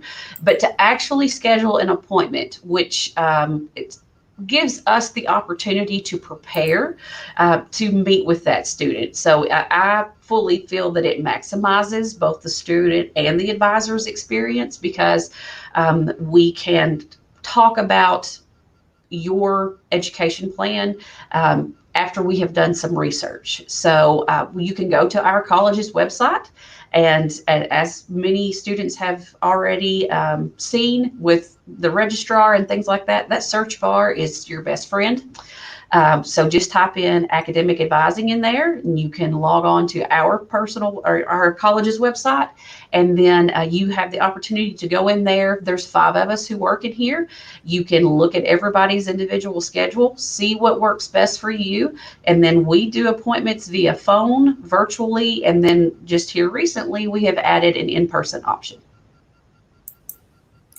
Yeah, that's great, Summer. Thank you so much. So what types of appointments are available? So you can do it virtually, and we do that a couple of different ways. We have the ability to do it through Blackboard Collaborate, where it's not an open forum, somewhat like it is right now. You would get your personal link, and then it would just be you and that advisor talking at that particular point in time. And so it can be kind of like it is now, where you actually have that human interaction, which I am finding that I am enjoying rather a lot since we've been back a couple of days a week. So that allows that ability. It also allows us to share our screen. So I'm a visual person, and I love to hand people stuff whenever they're in person. So that way I can show them exactly what I'm talking about. And with being able to share the screen in a virtual appointment, that gives us that opportunity. We can do it over the phone. I've had students that follow along. I just tell them how to get to those links, and they follow with me on their computer. And I've done it to where, they've been on lunch breaks, and so I just tell them, and then I can email them everything afterwards. And as of right now, we do have in-person appointments available as well. It does require, as we have shared earlier, we are closely following the CDC guidelines. So you do have to wear a mask, can't bring any additional people, and all of that criteria is listed individually on the website, as well as when you actually go in to schedule your appointment. Yeah, I was just going to ask you, Summer, because I haven't gone back to campus yet. I'm still at my home. So what is campus like for a student or a visitor when they come onto campus? What's the protocol when they come maybe to the Anderson building? What do they have to do? Sure, and that's a great question. So we have individuals that are set up.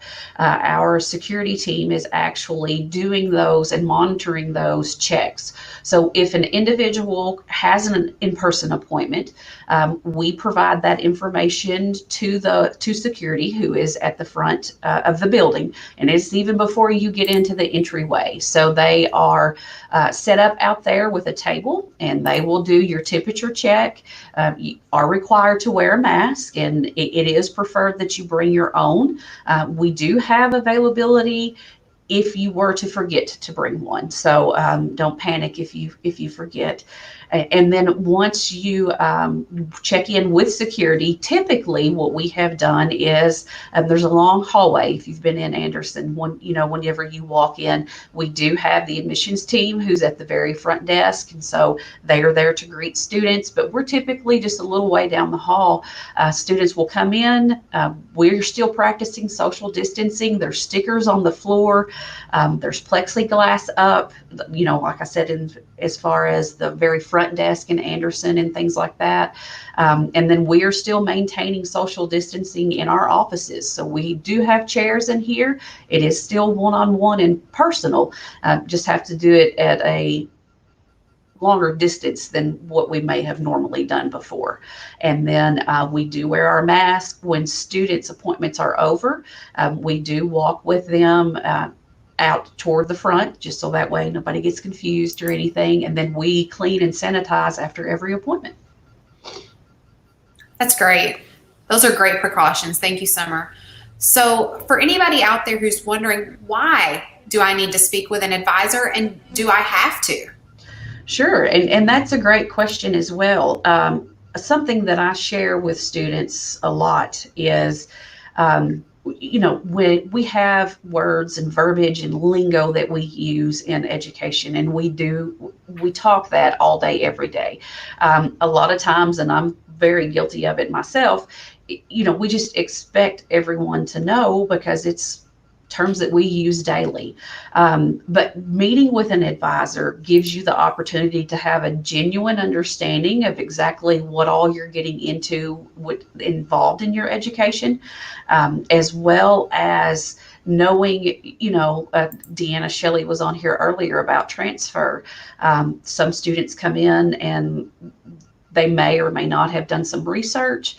I know Molly mentioned earlier she likes to Google. I'm a Google girl myself, but sometimes Google can throw you a curveball in there. So it's always good to have somebody that enables you, that can be that go-between in what you're wanting to do and how you're going to get there. So we should have the knowledge based on whatever program you're wanting to go into, or whatever your career or education or workforce goal is, to be able to tell you how to get there, the best way to get there, what your options are, and then, as well as how to make everything work. Things that we have to take into consideration. It's not just, when your classes are, we need to discuss transportation, technology, conveniences, inconveniences, computers, food insecurities, just a lot of different things that involve being successful with your education. That's great. Thank you so much, Summer. So how about for somebody that it's their very first semester at WKCTC? How do they get an advisor? Do they have to go through certain steps, or is one assigned to them? That is a wonderful question, and one that we get a lot. So even when a student registers, I think we had a question earlier today that we had our admissions teams went out to a high school somewhere, and that's usually who they communicate with up until they get here. And so typically what it would look like for a brand new incoming student is, naturally, they would take FYE 105. A lot of times for those first semester students, they are assigned to their FYE 105 instructor. And if you didn't have the opportunity to see Sancy's piece, really encourage you to go back and watch that, and it will explain why that class is so important, and equally why it's important to have them as your advisor. Other ways, it is based on your academic plan or your major or program of study. We call it a lot of different things, but you should be somebody, and they will be assigned to you based on your major.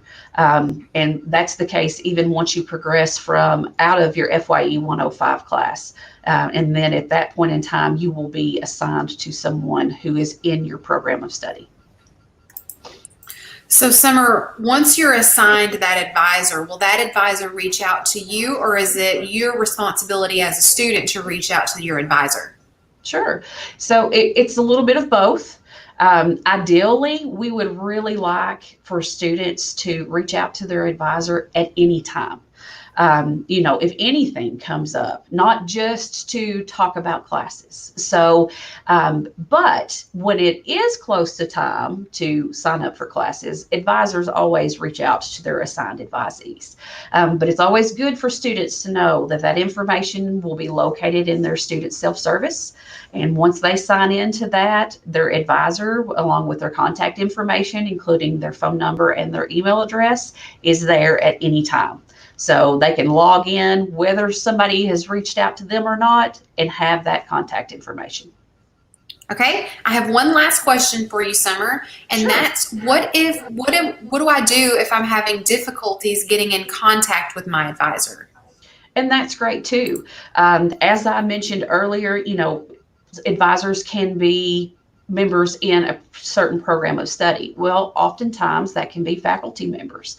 Not all faculty members are on campus for 12 months. So you may have that delay in being able to get in contact with them. So in that instance, we're here to help. We want to help. So if any student, even if you're brand new and you don't have an advisor, or if you're currently enrolled or attended last semester, or let's say you log on and you attended years ago whenever Jerry Anderson was here, and he's still in there in some way, reach out to us, and we're available by phone, email, virtual appointment, in-person appointment. We're here. We are here. If we're on vacation, then we've got usually an out of office, but there's somebody here to help. Yeah, I think that's the really cool thing about WKCTC. It's like, no matter who you come in contact with, I may not have the answer, but we can find somebody with the answer. And we're, everybody on campus is just so willing to help. And I think that's so great. Absolutely. Tammy, you're on mute. You're doing what I did. Man, I almost made without doing that. I don't know how to do this because we have a long post, or it's not really a question, but it's a post, and it's a shout out to all of the faculty and staff, many who have been on here. So I'm just going to put it on here. I'm not sure how to do it. It's going to go over. We miss summer, but Tracy Jones wants to just comment about how everybody's doing a great job and how they all, we all work together to be supportive of our students, and mentioning all of the people. Octavia, Amy has been on here, Gail, and we're going to have others on here, and of course Dr. Reese. So we really, Tracy, we so appreciate those comments, and that is why we're here, is to serve all of our students and to make sure that you're as successful as possible. But thank you for that comment. We appreciate it. Very much so. So, Summer, do you have anything else in closing before you sign off? I think that's it. So other than, let us know if you have questions. We really want to, and I do. Tracy, that was very kind. And we're all having technical issues. And I think it's kind of, it's just great to see, whenever you do have, we just roll with the punches and do whatever we can. So, jump in there, ask questions. I'm trying to answer questions in the chat and let us know how we can help you. We're all in this together, right. and we're all wanting to do the best that we can do for all students. So thank Absolutely. you. Summer. That's right. Summer. Thank you guys so much. Bye, Summer. Okay, so Tammy, guess what time it is? I know, I'm excited. Kathy, winner, our best Kathy, let us know. All right, here we go. Okay. The third winner of the gift card, Kanan Goodacre. Kanan, you have won a $50 Amazon gift card. Contact Kathy at that email address to learn how to receive your card. Congratulations to Kanan. Hello, Kanan. Kanan and I go to church together. Congratulations. Hey, that's great. Yes, great. Okay, so next up, we have Mark Smith. Mark Smith, welcome to the stream. How are you? You're a little soft, Mark. Can you turn up your mic volume? On your computer, you got, yeah. You should have some mic input volume that you can turn up. I imagine you're right. I had to borrow this camera today, so let's see.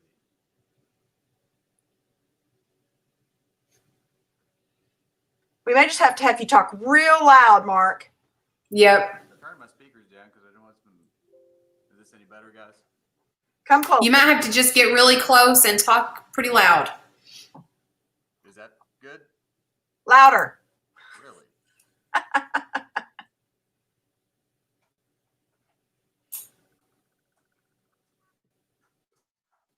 All right. See, technical difficulties. It's okay. It's all right. We're going to be good. Is that better? You're still pretty soft. So what we'll do, Office. you're in a different office. Actually, we had Kara on our list to talk about financial aid. You don't look like Kara. She's going to do the 5 o'clock session. She won't be available for the one. Okay. Got it. So you're feeling great. All right, Mark. So Mary Beth, do you want to do this or do you want me to talk with Mark? I can go one more and then I can let you come in next. Sounds great. See you later. Okay. Okay, Mark, let me find your content here. We're running a little bit behind, but that's okay. Maybe we can play some catch up. Okay, the first question that I have for you, Mark, is how do I apply for financial aid? All right. So applying for financial aid, you need to apply every year. Currently, we're in 2 financial aid years. So you've got the 1920 FAFSA that's ending right now. June 30th is the deadline to fill it out. And the new application, the 2020-2021 FAFSA is for the fall semester and going forward for spring and next summer. So go to studentaid.gov to start that. You have to create a FSA user ID and password and then complete that with your tax information and everything that you need. It's a simple process, but takes a little bit of time, but it pays off huge. So do that. Reach out to us if you have any questions with that. We are making appointments for financial aid at this point in time. I think we've got that information out there to run across the ticker as well. So.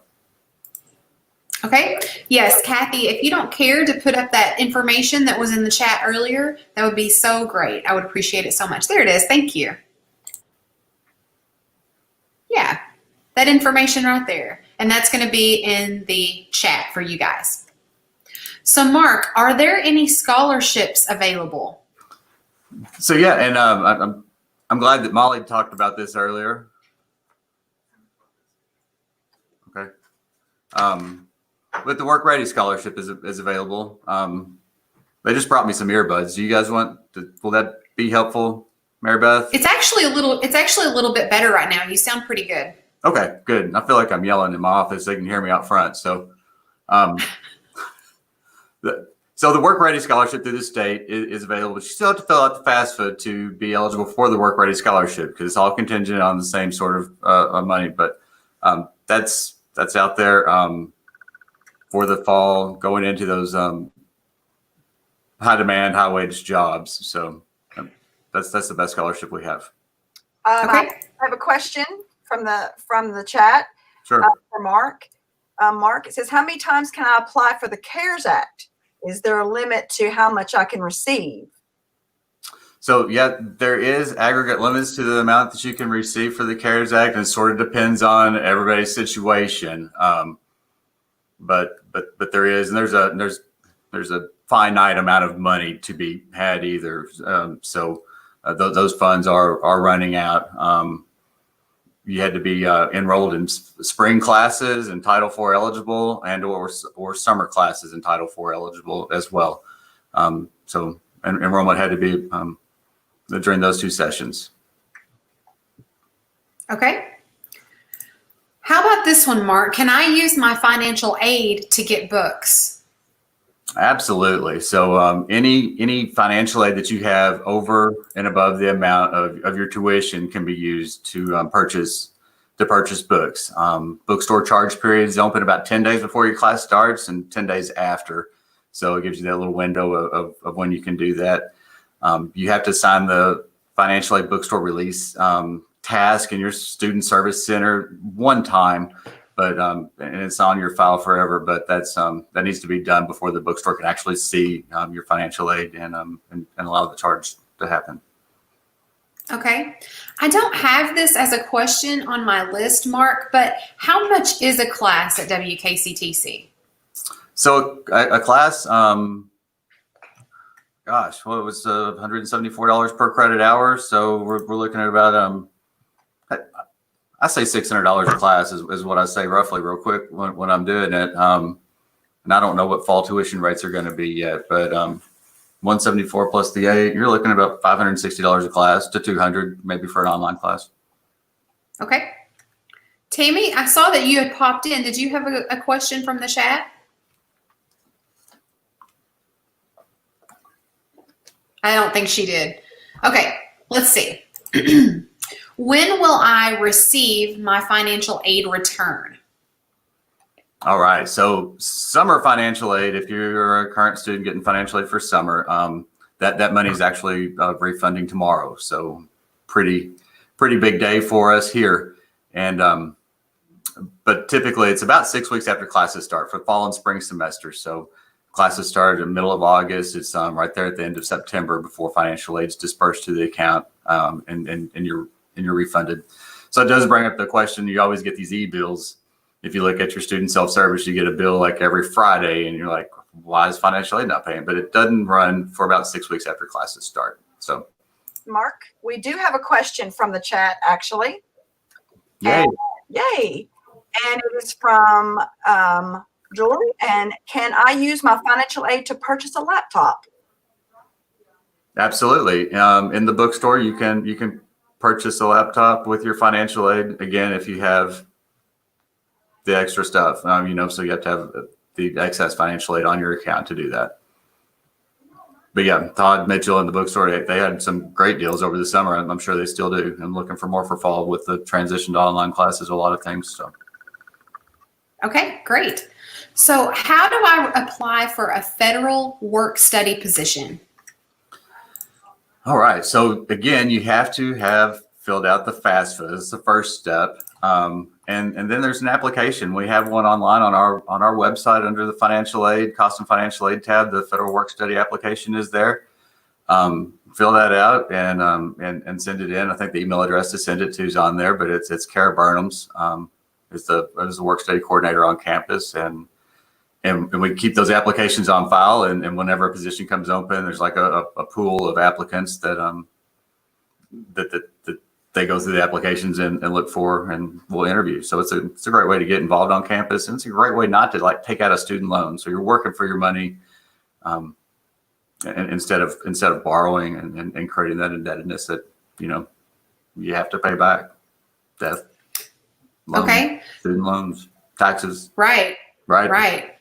Yeah. So the very last question that I have for you, Mark, is how can I apply for a loan? And can you briefly explain how a loan and financial aid, like maybe what's the difference? Because, we talk about this verbiage and these words all the time, and maybe these students don't understand what maybe the difference is or how exactly this works. No, it's a good point. So there's the different types of financial aid that you're looking at. You've got grants. Then you fill out the financial aid application and grants, scholarships. That's money you don't have to pay back.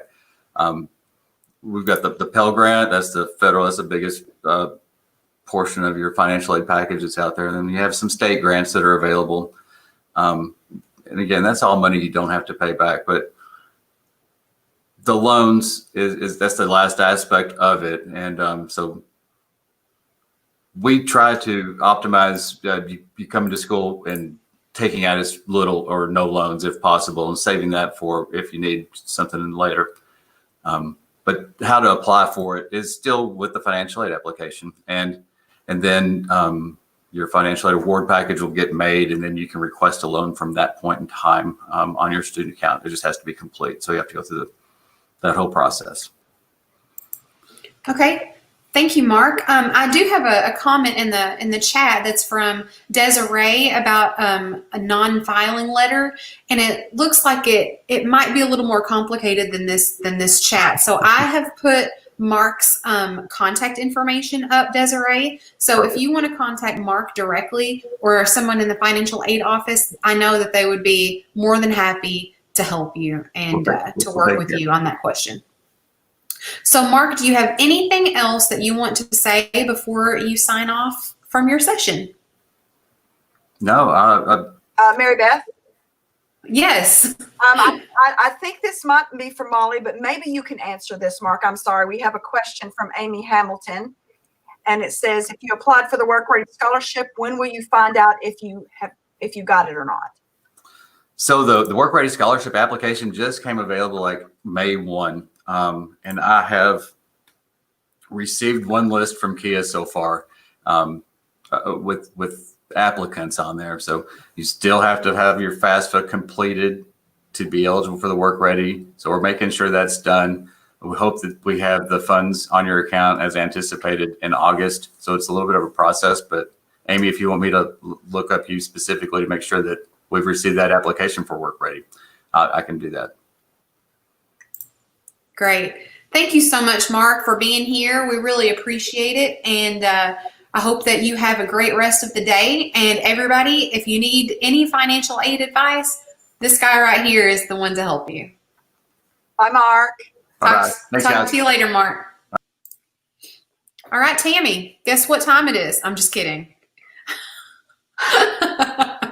At 2 o'clock. At 2 o'clock, guys, we're going to draw for the next gift card. So get those questions in. Any questions that you ask during the chat, you will be entered into a drawing for a gift card. Also, we have got a Blackboard Collaborate link in the chat.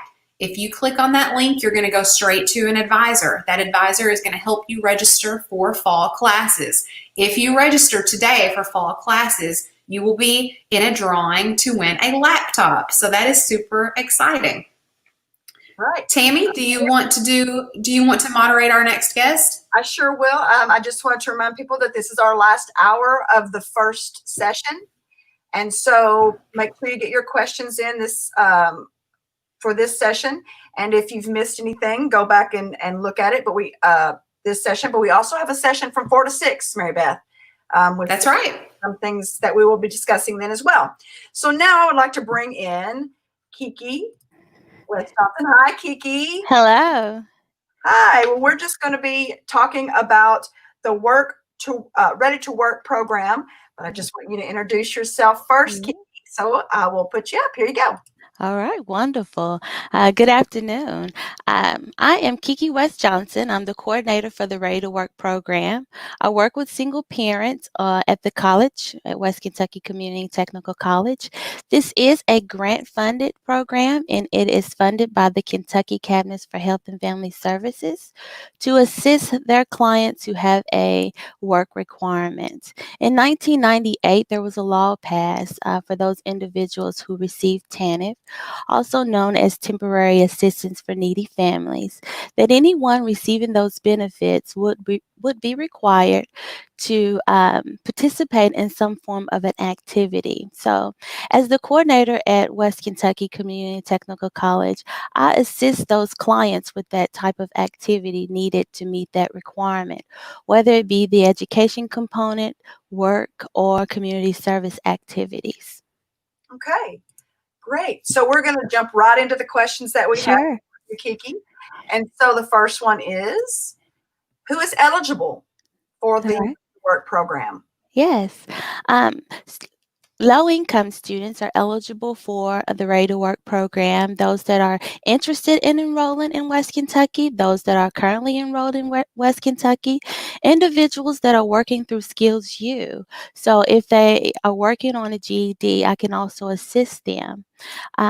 Also, former students of West Kentucky, I can help them as well. Individuals who may have barriers to enrollment, such as student debt, they are also eligible. But remember, you must receive KTAP in order to be eligible for this program, which is the Kentucky Transitional Assistance Program through the Kentucky Cabinets for Health and Family Services. Okay. And the next question, Kiki, can I participate if I receive SNAP and Medicaid only. And if you can just tell us what SNAP is as well. Sure. Sure. SNAP is food stamps. And this is a great question because I often get this question because individuals go to the same location to apply for SNAP and Medicaid as well as KTAP. And so many times when I talk to students about the program, they assume that they would be eligible for the Ready to Work program based on the fact that they are receiving food stamps and Medicaid. I can assist students if you only receive SNAP and Medicaid. However, you will not be eligible for the work study component of the program. That component of the program is designed to assist those individuals with the work requirement that's imposed by the cabinet. Now, if you are a single parent who is interested in some form of a work study, then I would definitely refer you to the federal work study program and have you fill out an application in the financial aid office for federal work study for sure. Okay, I believe we have a question from Justin. All right. Justin says, I am a new student and I applied for student employment. Is it related to the Work Ready program? Okay. The Work Ready program, I believe, is the scholarship program that the college offers. And unfortunately, the names are similar. But if you are a student and you're not a parent, again, I strongly encourage you to contact the financial aid office and fill out an application for financial aid work study program. Okay, so what Justin was referring to was the probably the student worker, being a student worker on campus, possibly. Sure, sure. I'm not sure, Justin, if that was your question, but I think that might have been what you were talking about.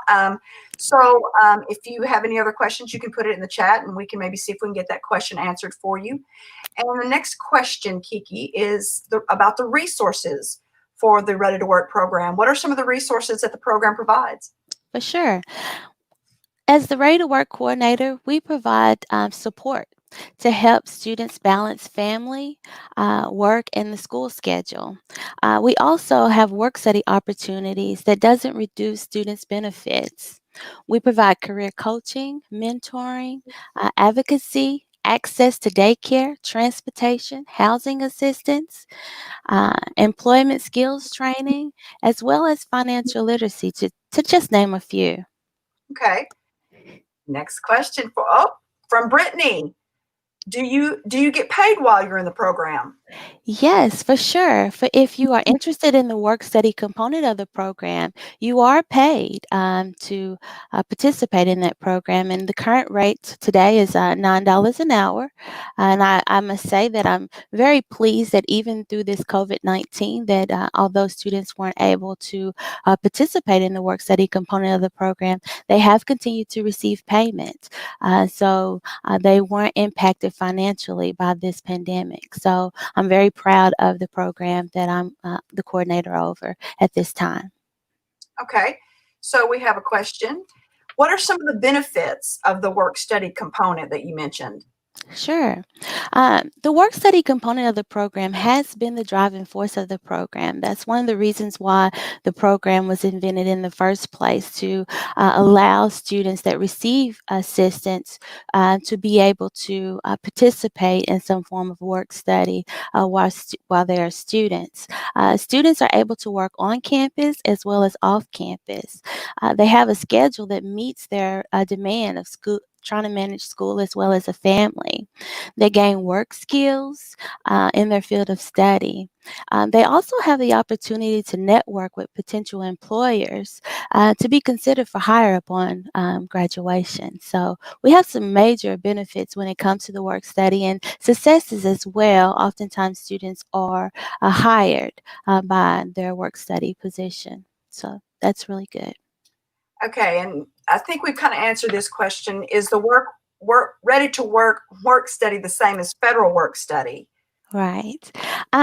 It's quite similar in some respect, but the federal work study is federally funded, and so it's based on student need. Whereas the Ready to Work program, it's state funds, which means that students can get the maximum student aid and still still get student loans and be eligible for the work study component of the program. So that's quite beneficial if you need that assistance, that extra support to be able to get those student loans and still participate in the work study component. Okay, you mentioned the student loans, and we have a question that says, if my student loans are in default, I think it's, may I still participate in the Ready to Work program? Yes, that's one of the benefits. We are able to assist with students who have loans in default. We are given 9 months to work with that individual. We develop an education plan as well as a plan to help them get that loan out of default so that they can re-enroll into the college of their choice. We prefer that it be West Kentucky, and so they should have been a student at West Kentucky to be eligible for this program. But again, we do have that 9 months that we can work with the individual, allowing them to do work study and help them pay off that student loan balance and pull that loan out of default. Okay, we have a question. Are off-campus work study placements available as well as on-campus placements? Yes, off-campus placements are available. That's one of the good things about this Ready to Work program. Many times students get that work experience in their field of study, allowing them to not only gain work experience in their field of study, but they also have that networking opportunity to work with potential employers to be hired upon graduation. So we strongly encourage it and recommend it, and sometimes have to push students because we do have a pleasant college to work for. And so many students prefer to work on campus. And so sometimes it's a hard push to get them to work off campus in their field of study. Well, we have a great place, like you said. They want to be here. That's right. That's right. We're glad to have. I have one question. You talked about helping students after like post-work study employment. And so we have a question. What type of resources are available for a post ready to work student looking for employment? Sure. With the Ready to Work program, we are allowed to work with students 3 months after they graduate. We allow students to network with potential employers through work study. We also have a partnership with the Audubon Career Services, which provides wage subsidies to potential employers who consider hiring the Ready to Work students, post Ready to Work students. So we do have that partnership to help our Ready to Work students become hired upon completion of that work study within that 3 months. Great. Mary Beth, I don't know. Mary Beth has been putting up those other questions from students. Mary Beth, do we have any more comments? I think that I put everything up that we got during the chat, and I think that all those questions have been answered. Okay. All right. Thank you so much for joining us. Well, I may have some last words. Well, all right. I tell you what. Do you have any last words? Just a few. All right. Well, Okay. All right. Well, if you are a single parent and you do not receive KTAP, I strongly encourage you to continue to reach out to me anyway, because I may be able to assist you with some resources such as childcare, transportation, housing, things of that nature. So I am a wealth of knowledge when it comes to resources. So please reach out to me and allow me to assist. we do have. Someone wants you to reiterate. How do I apply for the program, Kiki? Oh boy. Well, do you have my information that you can pop up on the screen? Feel free to send me an email, and I will send you an application to fill out and get in contact with you by way of email, or I'll call you on the phone. So please send me an email or call me, and I'll be happy to talk with you about the program. We have your information up on the screen. So Wonderful. Brittany had that question, how to apply for the program. So Brittany, please reach out to Kiki and she'll be able to help you. Thank you. Thank you so much, Kiki. We appreciate you being here with us. Thank you. Have a good day. Bye. Bye. Okay, so Mary Beth, I think that we are doing the 1:30 session. We're kind of back on track now. We are. Can you believe it? Oh. So let's just reiterate right now while we have kind of a small little break in the schedule where we're talking about some things. If you have just logged on, we are live on Facebook and YouTube. We are answering all sorts of questions today. Whatever you can dream of to ask about fall enrollment, we will do our best to get you to the person to answer that question. If you ask a question today, you will be entered into a drawing to win a gift card. We are going to draw for another gift card at 2 o'clock, so make sure you get your questions in. Summer, I'm going to bring you on screen right now. And also, if you register for classes today, you will be entered into a drawing for a laptop. So we have advisors standing by. There's a Blackboard Collaborate link in the chat. If you click on that link, you will be connected with an advisor and they will help you. So while the three of us are up here, this is a super good opportunity, and I'm going to challenge all of my coworkers out there. Share these streams on your social media pages. We want to be able to reach everybody and let everybody know what's happening with our campus, how we're working to make things safe, and what to expect in this upcoming semester. So if you have questions about the upcoming semester and how things are going to go, please put those questions in the chat and we will do our best to answer those. So Summer, throughout the session from 10 to 2, we've talked about the safety of the campus, and we've had several students and ask about what we're doing for that. And so we can start out again just for you to kind of reiterate, you work in the Anderson Technical Building and you're accepting appointments for advising. So what does it look like for a student to come in right now for an appointment for advising dealing with safety? Sure.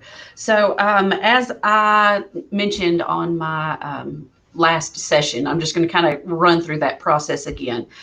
We have availability for in-person appointments, and so you can schedule those through our website on our page on our West Kentucky website. And if you choose to schedule an in-person appointment, there are some guidelines that we have on there, and it is for the student safety as well as the safety and of everyone here on campus as we transition back from this pandemic. So at the time that an appointment is scheduled, we are requesting that students don't arrive any sooner than 10 minutes before their scheduled appointment. And that is mainly because as of right now, due to social distancing and things like that, we really don't have a waiting area like we previously did. Students that are familiar with campus or prospective students that maybe have been in at a different time knows that, we would have chairs in an area for students to sit in. And we just, unfortunately, at this time aren't able to provide that. But if you come in and it's, about 10 minutes, 5-10 minutes, something like that before your appointment, we provide you with a contact number where you can call and or text and let us know that you're here on campus. At that point in time, you can come up. Security has a table that is set up right outside the main entrance of the Anderson Technical Building. There are individuals there that will check your temperature. Masks are required. I prefer my own mask, to be honest. This morning, I almost forgot it though, but thankfully, if I were to have forgotten that, they do have additional supplies so that way they could have provided me with one. There's hand sanitizer, and then once you get clearance from security to be able to enter the building, you are asked to sign in. And, a lot of this goes back to that contact tracing. We don't anticipate that, nobody anticipates that they have it if they're out in public, but the strange things happen. And this gives them the ability to go back and look and see who all was in the building that day. So once a student signs in, usually if you have an appointment with one of us, we'll be out in the hallway. So that way, you've got a point of contact, you're able to walk down. Whenever you come into our offices, it is still that one-on-one, even though we'll be wearing our mask, and we've got the social distancing parameters set up. There are places on the floor that gives you the exact position if there were to be two people in the building at the same time, just so that way everybody can keep that safe distancing. At the very front desk of Anderson, as well as the front desk in our office, we do have the plexiglass for that added protection. And then once a student's appointment is over with us, we will walk with them up the hallway just to kind of, still have that. It's a big building, and if you're not familiar with it, it's easy to get turned around. So, just so that way we've got the ability to know where you're at, the easiest way to get out of the building, and things like that. Once students leave our appointment in our area, we clean and disinfect everything. So, I mean, and like you said, Summer, that's what's happening in Anderson right now because we're making those appointments. But we're working diligently to make sure that all of those safety precautions are in our other buildings as well. Once, particularly when classes start, safety, Dr. Reese, our president, has said many times, and that safety is our #1 priority. We want to make sure the students, faculty, staff, community members feel safe coming on campus. We're doing everything we can to make sure that that's happening. Some other things that we're doing, training. All faculty and staff have to complete a training, safety training about how to be on campus. We are coming back in phases. Some of us are back on campus now. Others will be coming back at July 15th. And some of us are coming back in Mondays and Wednesdays and Fridays. Mondays and Wednesdays, Tuesdays and Thursdays are actually closed on Fridays during the summer. So we have to complete that training every day before we come into work. We have to do a self-check and sign in and be approved to come to work. And in the fall, students will also be asked to do self-checks. Safety precautions for all of us and all of them. Cleaning, you mentioned cleaning. The cleaning happens multiple times every day. Doorknobs, computer screens, computer keyboards, all those things that are touched on a very, several times a day and are touched frequently. And the face coverings that you mentioned, masks will be required. And classroom sizes. We've had some questions about classroom sizes. And so we will maintain social distancing and, for state and federal regulations, but we're also working to have some other classes available, some class spaces available that might be able to be needed in case that we need to use those on campus as well. And the last thing that I wanted to talk about was the common areas, things like water fountains and areas that there would be, student lounges, places where there might be large groups congregating will be blocked off. We blocked off the water fountains, and we're just taking every precaution that we need to take to make it safe on campus. So, Mary Beth, do you have anything to add, or Summer, or did I miss anything? I do have a question from the comment section. Caitlin is asking, are we going to be able to go back in the fall? And the short answer is yes, but it's a kind of a changed world. So not everything is going to be exactly the same. There will be some precautions put in place, but yes, and we're really excited to see our students and our fellow faculty and staff members on campus. And I saw a comment earlier, Tammy, in the comment section that was not answered. And it was after we were talking about masks being required in the classrooms. And the person had asked, will we have to wear masks to and from class, like walking across campus, going out to our cars? So what's the answer on that? Do you know? I know that we're updating our policy right now, and as I said, we're doing phases, and so right now we are in phase 3 based on the governor's recommendations, and that's preparing to come back. And there is a phase 4 for the fall semester, and we're in the process of really developing that. And all of our things that we've talked about and the things in the future and the things that will be happening, we're going to be posting on our website pretty soon. We're just trying to get everything in order, and we will post it on the website. My philosophy on that is that you will be required to wear them in class as of right now.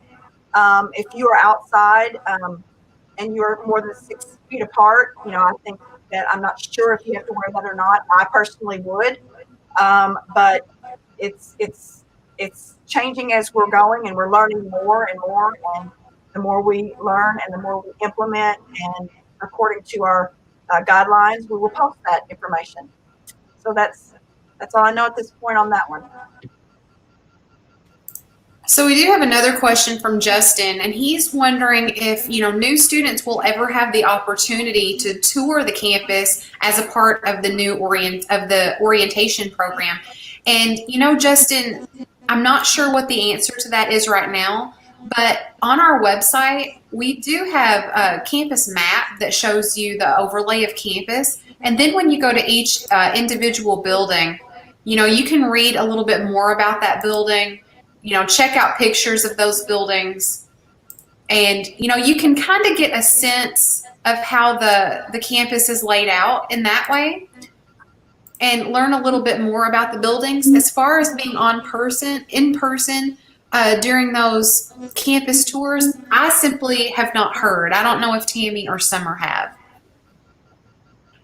I have not heard anything regarding the tours at this time, but I will certainly bring that before the safety committee as a question that you have asked, Justin, so that maybe they can address that in the campus safety plan, or at least get that question answered in the near future at some point on the website. Yeah, thank you so much for that question.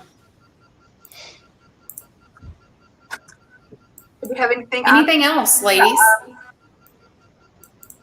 Just that as we continue to monitor, all the state and federal guidelines, that again, safety is our #1 priority, and the student safety, the faculty and staff, and community members that will be on our campus. Your safety is of utmost importance to us, and we're doing what we can to make sure that you are safe. Yes, 100%. Okay. So with that being said, Summer, I think we will let you sign off. All right. Thank you for being here. We Thank y'all. appreciate it. See you soon. Okay, bye-bye. Okay, so Tammy, do you want to remind anybody who has just logged on what we're doing and what's happening? Absolutely. So we are in the last 15 minutes of our morning, afternoon session, or early afternoon. 30 minutes. 30 minutes. Excuse me. We've got 2 sessions left. 2 sessions left. Okay, so we are still in the morning and early afternoon session. And if you just joined us, what we're doing is we are here live with you, answering your questions about anything that you want to know. And if we don't have the answers now, we're going to get those answers for you. So we're here to help you prepare for the fall semester, and we're answering questions for that. And we have many of our faculty and staff here answering those questions. And if you've missed any, please, you can look back on Facebook or our YouTube channel and look at that and see if you have the questions that are answered. And if you ask a question during one of our sessions today, you're in a drawing for a gift card. And I think we've already given away 3. Is that right, Mary Beth? We've given away 3 $50 gift cards, and we have more to give away. And if you register for classes today during one of our sessions, then you are in a drawing for a laptop computer. And we'll announce that on our Facebook channel or Facebook page tomorrow. And so we're excited about that. That's something you can use for the fall semester for sure. And we have advisors on hand, and they're answering your questions. You can, in the chat, there is a Blackboard link that you can go to and talk directly to those students, to our faculty staff advisors, one-on-one, and ask any questions that you might want. And they can also help you register for classes to get in for that laptop. So I think that's it, Mary Beth. Okay. Do you want to moderate this next session, or do you want me to, Tammy? It's up to you. Is this Sarita? Is this Sarita Buchanan? It is. It is. I think I'd like to talk to Sarita. Okay, you go for it. All right. Hello, Sarita. Hello, how are you doing? I'm doing well. How are you? I'm great. How's that little girl yours? She's a mess, but she's doing great.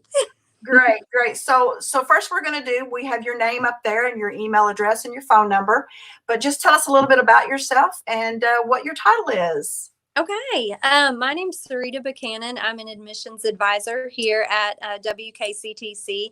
I've been here for 6 years now, so this is just home to me now. And I am the main high school recruiter, so I work with most of our area high schools with those students teaching intro to college, and then when they are ready to transfer to WKCTC, I am their point of contact to help them get everything taken care of. Great. So what we have, we've had lots of questions, Sarita, about fall classes. And since that you are one of our advisors, recruiters, and so what we want to do is just talk to you again about fall classes. And a lot of what you're going to talk about is things that we have had other faculty and staff talk about, but I think it's really important to reiterate some of these questions because they're important for our students. And the first one is, when do fall classes begin? And you know what? I'm not even sure that we have actually answered that question. So when do fall classes begin? So fall classes do begin August 17th. So you've still got plenty of time to get registered. We do offer what we call flexible schedule classes too. So we have students that might decide on August 17th, I want to go back to school, and they're afraid they can't come because classes have already started. But we do have classes that start a little bit later than that too. So we have a pretty accommodating start schedule for everybody. Great. Great. So August 17th is when the classes begin first. And then we have classes, you said, going on periodically that they can sign up for? Yes.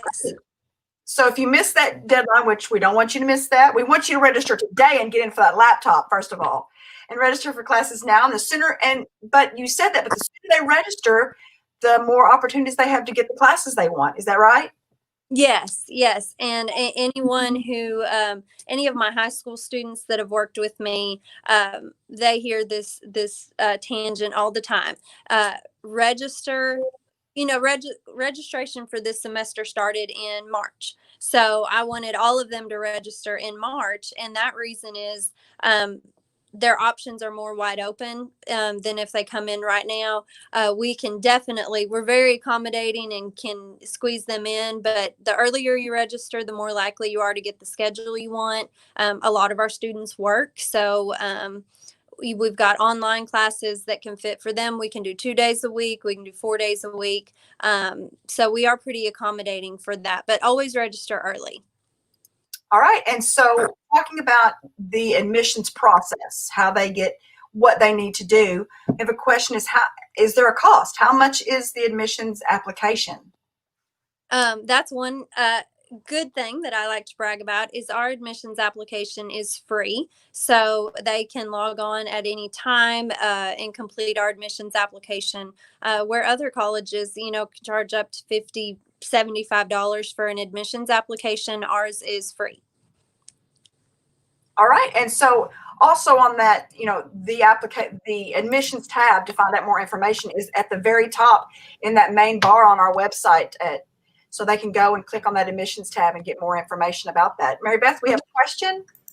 We do. This question is from Michelle, and Michelle is wondering, are we going to have to wear masks during class? So the answer to that is yes. They are going to be doing their best to social distance in the classrooms, but yes, you will need to wear a mask in class. Also, are we going to have to be tested for COVID-19?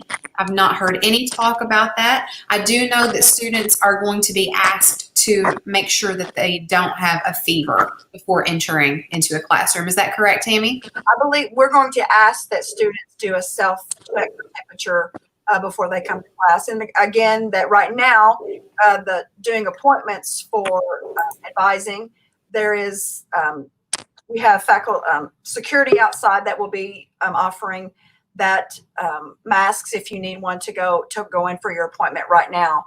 But yes, as far as I know, I haven't heard anything out about any testing. So we will get back to right now, Sarita. And you said that it's free, which is a great thing. What are the admission steps? The steps they have to take to apply? Okay. So to become a student here at WKCTC, the steps are pretty simple. We need that free admissions application to be completed. Then we will need transcripts. So transcript needs are a little different for each student. If you are just coming straight out of high school, you don't have any dual credit with any other college, then all we need is your high school transcript and your ACT or SAT scores. If you are graduating high school and you do have dual credit from another college, we will need your high school transcript and the transcripts from that college, so that we can give you credit for the dual credit classes you took through them. If you don't send those to us, it's like a transfer student missing their college transcript. So we do require that. If you are coming from another college, we will absolutely need that college transcript. If you have less than 12 hours of college credit, gen eds, then we would also ask for your high school transcript with your ACT or SAT scores. And then moving on from that, so apply transcripts. You can also take the assessment test that we offer if needed. So we have some students who don't have ACT scores or SAT scores. If that's the case, we will still need the transcripts, but we will need them to come in and take our placement test. So apply, transcripts, and test if needed. Okay, so that's a lot. That sounds like a lot. So if someone from all of that says, okay, that was a lot, and what do they need to do? They can reach out to you, of course, but you would help walk them through these steps of how they would get these materials to you. Is that right? To help them? Because I'm just wondering I'm thinking that was a lot to say. Yes, it is. And like I said, the specific needs are different for each student. So that's why we are here in the admissions office, and we want students to reach out because what the transcript we need from one student might be different from the transcripts we need from a different student. So if they will reach out to an admissions advisor, we will sit down specifically with them and let them know what we need. Okay. All right. So you mentioned testing, and that's something else I know that you will help them know what they need to do. But it says explain test scores and why do you need them? Okay, so a lot of our high school students can get confused because some universities use their ACT scores to decide whether they are going to be admitted to that university or denied admission. We do not look at test scores for your admissions as far as can you come here or not. We're an open admission school, so anyone can come to school here. We do need test scores, however, so that we can place the students in the classes that they need. So we look at the benchmark ACT scores of an 18 in English, a 20 in reading, and you need a 22 in math to go straight into Math 150. Let's say a student didn't meet those scores, or again, they don't have any test scores at all. We might have them come in and take our placement test to see if they can get up to the college level classes. If for some reason they don't meet those benchmarks, it does not mean they can't come to school here. We have workshops that we add on if your reading score is not quite where it needs to be.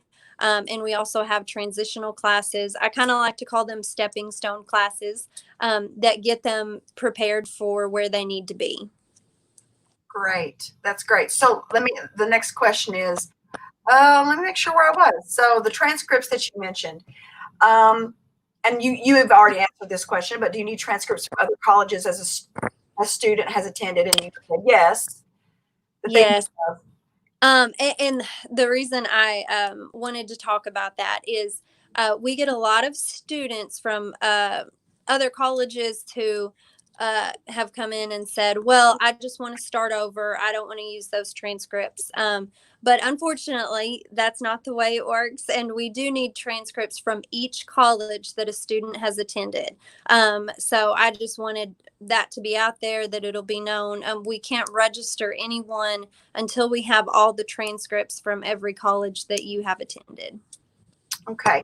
And we actually had Molly on talking about the Work Ready Scholarship, which I have another question coming up for you on that. But it says, first of all, when does the WKCTC scholarship application open? Okay, that scholarship application opens October 1st. And we lined that up with the opening day of the FAFSA as well. So we really want to FAFSA, that's just so that some people may not know what that is. Oh, the FAFSA is the your financial aid application. And that is the application for federal Pell Grants and loans and things like that. That opens October 1st, as well as our scholarship application. Okay. And I do have one more note about scholarships. Okay. So we have a lot of scholarships that are based on GPA and ACT scores. And I just wanted to note that those scholarships are not automatic. So if a student has the GPA and an ACT score to get 75% of their tuition paid, and they don't do our scholarship application, they would not be eligible for that scholarship. So it's really important that students don't just assume that they will get that. They would not be awarded anything unless they did that scholarship application. So that's why I really, really want to get the word out to make sure to get that application done.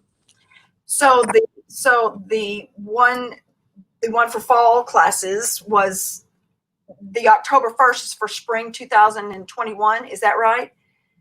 No, the October 1st scholarship is for next year. Next academic year. It opens October 1st and it closes March 1st. Okay. Yeah. Okay. So you talked about scholarship, and we've talked about the Work Ready Scholarship, and we had Molly on, but we have a question. What is the Work Ready Scholarship? Okay. I'm sure Molly explained this a lot better than I probably will. But so the reason the Work Ready Scholarship came about was there are a lot of technical trade jobs available, and there are not enough people to fill those jobs. So, welders, electricians, jobs in CIT and allied health. And so the Work Ready Scholarship was created to benefit students who want to go into those fields. And it does cover their tuition for school. And obviously the job demand is very high for those jobs. So your school is paid for, and then you're going into a job field where it's very, very likely that you'll get a job right out of college. All right. I think that the last question is just who can you call for help with any questions I have about admissions in particular? But yeah. We would, as far as admissions, we would love to hear from you. All of us are very eager to help all of our incoming students and want you to know that we're here to help you navigate everything. We know that it can be difficult and stressful and confusing. So if you would just call our main admissions line at 270-534-3435.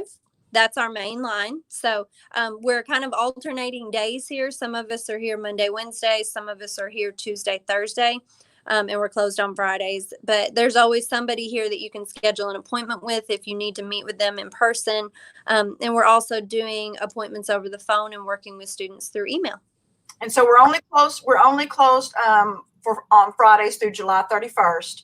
And then we'll be back to our Monday through Friday schedule. But we have one more question. Is there one site to view all of the scholarships that are still open to apply for? Okay, actually, our scholarship deadline for this fall closed.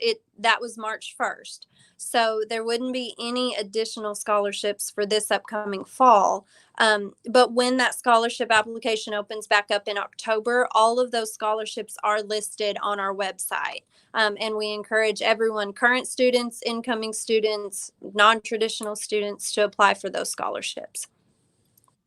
Wonderful, wonderful. And so if you are a non-traditional student, if you are directly out of high school or a non-traditional student, just need to talk to someone in admissions, you can contact you, Sarita, or anyone in the admissions office.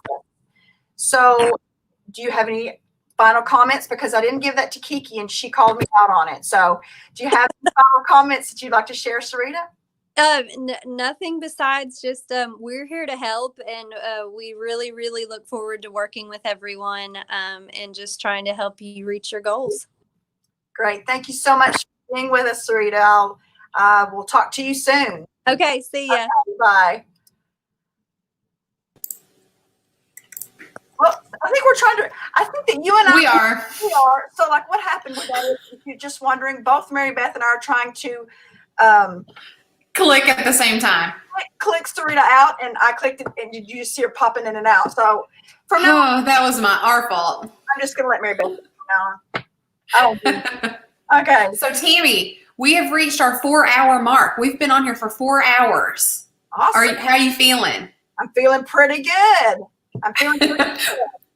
We have one more session, one more 15-minute session with Mason Tudor from the tutoring office, and we're going to bring him up. But I just want to remind everybody, we're on here for 15 more minutes. Get your questions in. If you have not asked a question yet, get that question in, and you will be entered into a drawing for a gift card, but it'll be for the next session because guess what time it is, Tammy?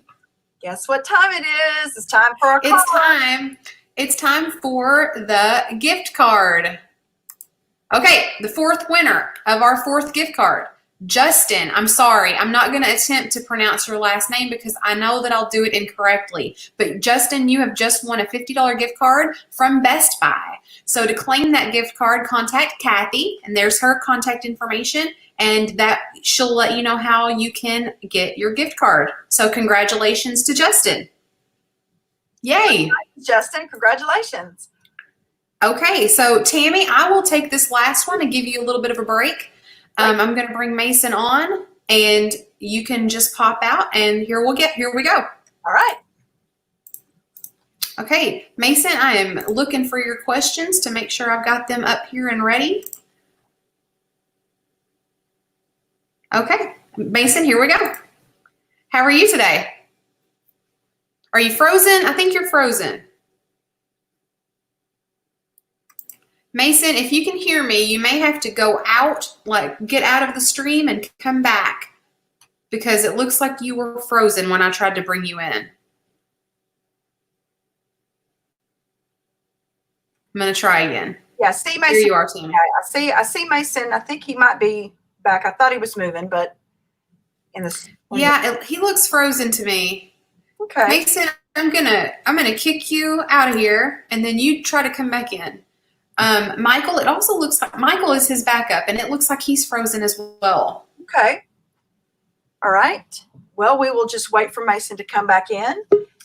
Oh. Yes. I hear him coming back in. Yep, Mason came back. We're going to try that again.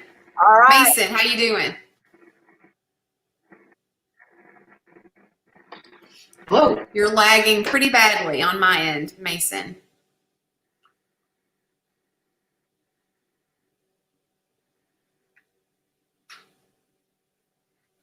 Technical difficulties. More technical difficulties, Tammy. Hey, Michael, if you can hear me, nod if you're okay to answer some of these questions on Mason's behalf. All right. There we go. All right. Hi, Michael. Unmute my mic. Can you hear me? Yes. You're just a little bit soft, but we can hear you. Okay. I'll speak loudly. Okay. So let's just jump into a few of the questions that we had prepared for the tutoring center. That one wasn't one of them. Sorry about that. Okay. How do I know if I need tutoring? Well, obviously, I mean, the most common reason that people come to tutoring is because they are not receiving the grade that they wish to have. So that would be one indicator. Another indicator would be we have a referral system. So if your professor, they think that you're struggling in the class or in need of some extra assistance, they can refer you to us. So you would receive an email if that occurred, and you would be contacted by us to try and set up an appointment. But we want to stress that, you know, tutoring is available to everybody. And so let's say that you're doing well in the class, making a B, but you want to do better, then that would be another perfectly excellent reason to come tutoring. Okay, thanks, Michael. So what happens during my tutoring appointment? What's going to happen? What is a student who comes to you for the first time? What should that student expect?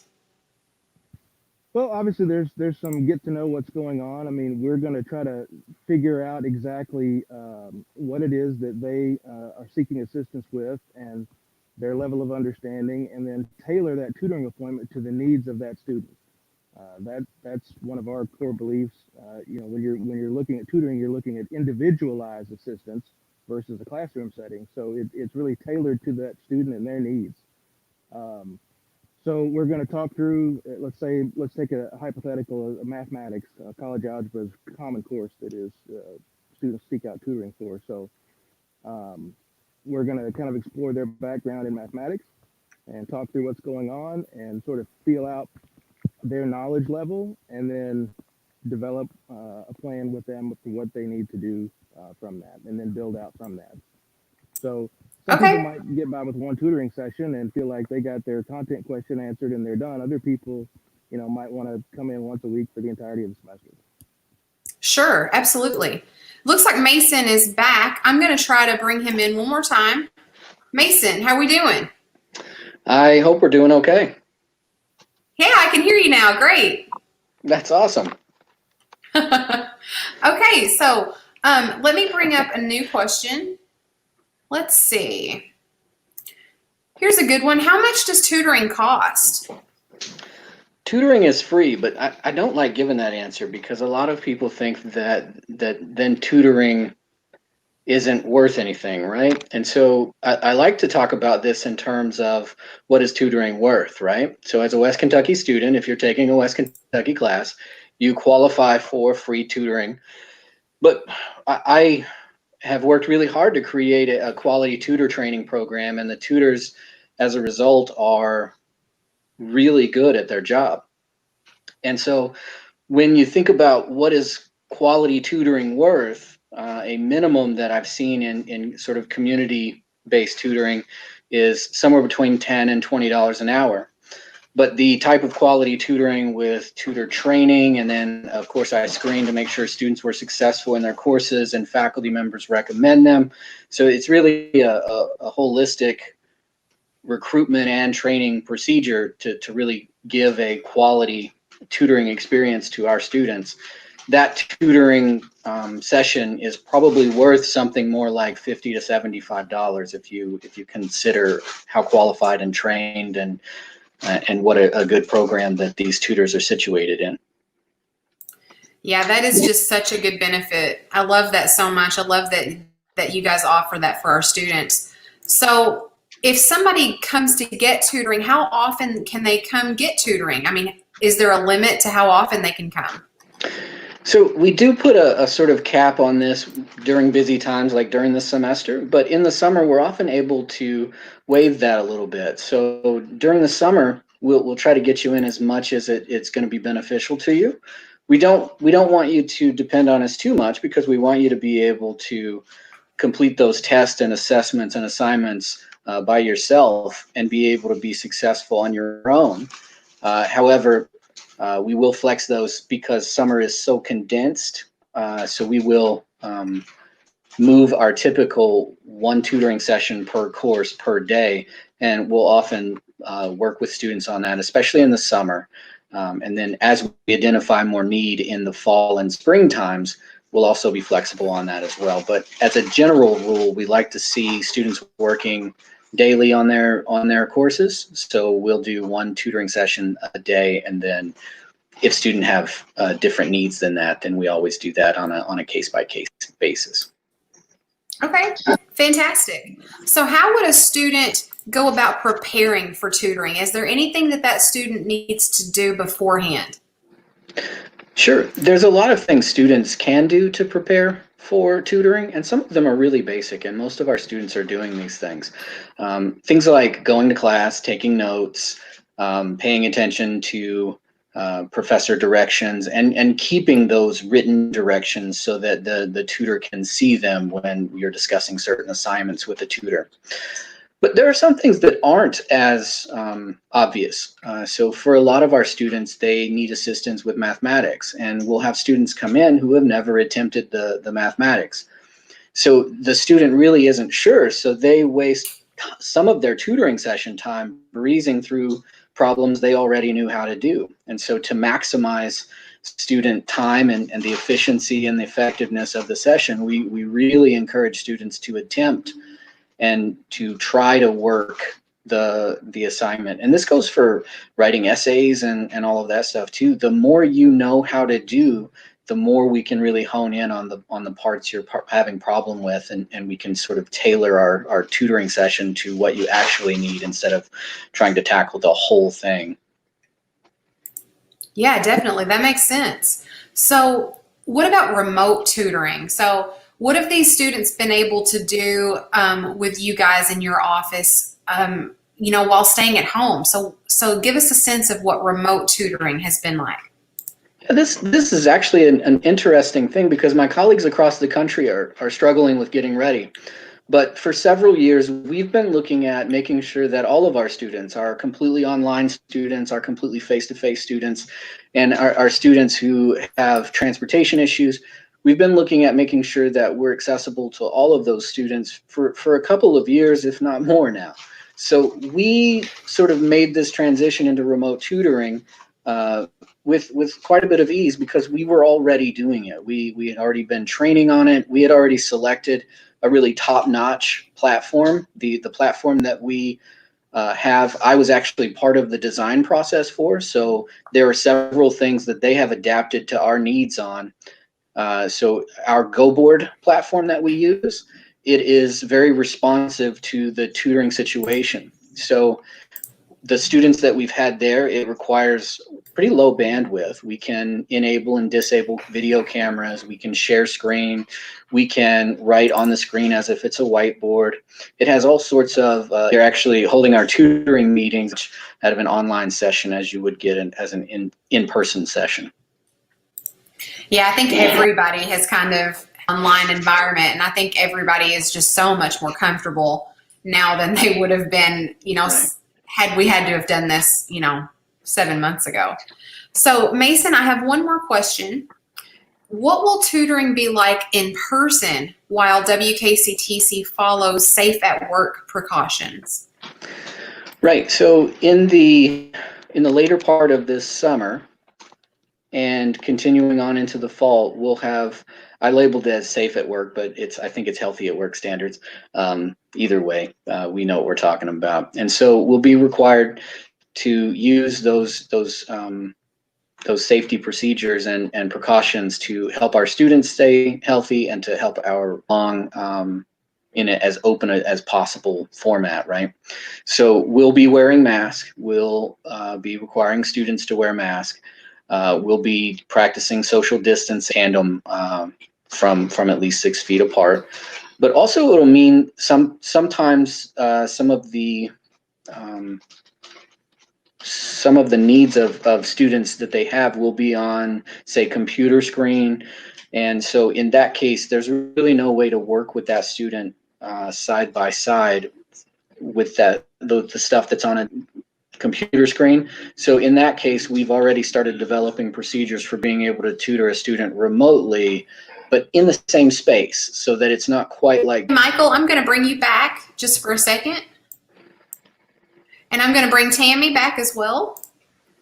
So Mason and Michael, do you have any other things that you want anybody to know before you guys sign off? I have one thing, Mason, and I've heard this before, that some students, when they come into tutoring and you talked about being prepared, and they're not prepared, and they've almost felt like the tutors are going to do their work for them. And I just wanted you to kind of touch base, because I know that that is something that you're adamant and passionate about, that they do their own work and prepare themselves to the best of their ability. So, yeah, I'm a big proponent of giving the student all of the tools they need to be able to do the work on their own. Whether that's something that I just really hate, like fractions, or if that's something really difficult, like learning all of the bones in the body for A&P class. If it's a really tough thing and I can get somebody to do it for me, I'm so lazy, I'm probably not going to do that. I'm not saying our students are, but what I think is that if someone else does it for you, the likelihood that you actually learn it decreases. And what we want is successful students. I really don't want to help an E student become a D student. I want that E student, I want them to be shooting for a B or even an A, right?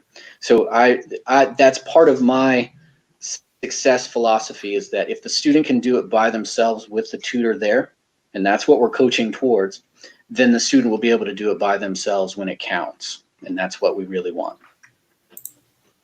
That's great. Thank you so much, Mason.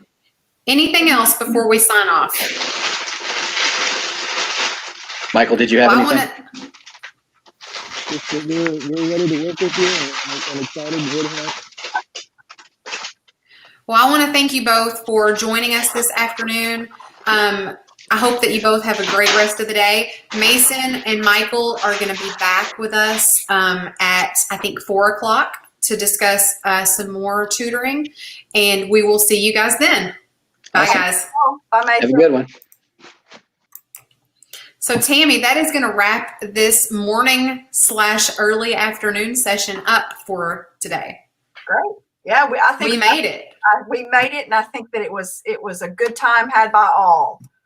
Yes, I think so too. This was some really great information. If anybody is just signing on, this video will be posted on Facebook and our YouTube channel so that you can go back and watch it, look at that live chat, and learn some really great information.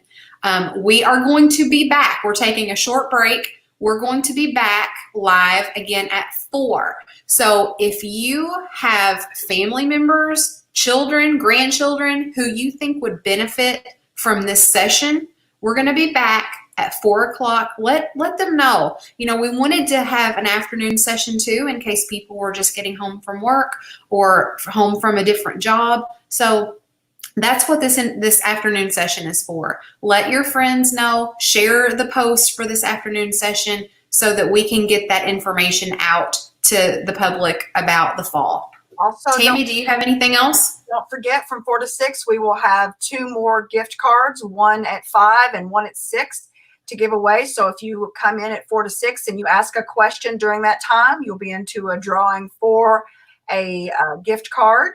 And also, remember, if you register for classes today, then you are in a drawing for a computer laptop. And we'll announce the computer laptop tomorrow on Facebook. So get those questions in and register for classes. We're here for you, and we're here to help you be successful, and we're here to help you do whatever you need to do to be to get it the best you can be. So yes, and our advisors are still going to be on hand, even though we're not live right now. Our advisors are still out there. Click on that Blackboard Collaborate link. Talk with an advisor, ask them your questions, let them know what your concerns are, because we want you to be as prepared as possible. See you okay. Everybody at 4 o'clock. See you at 4 o'clock, everybody. Bye-bye.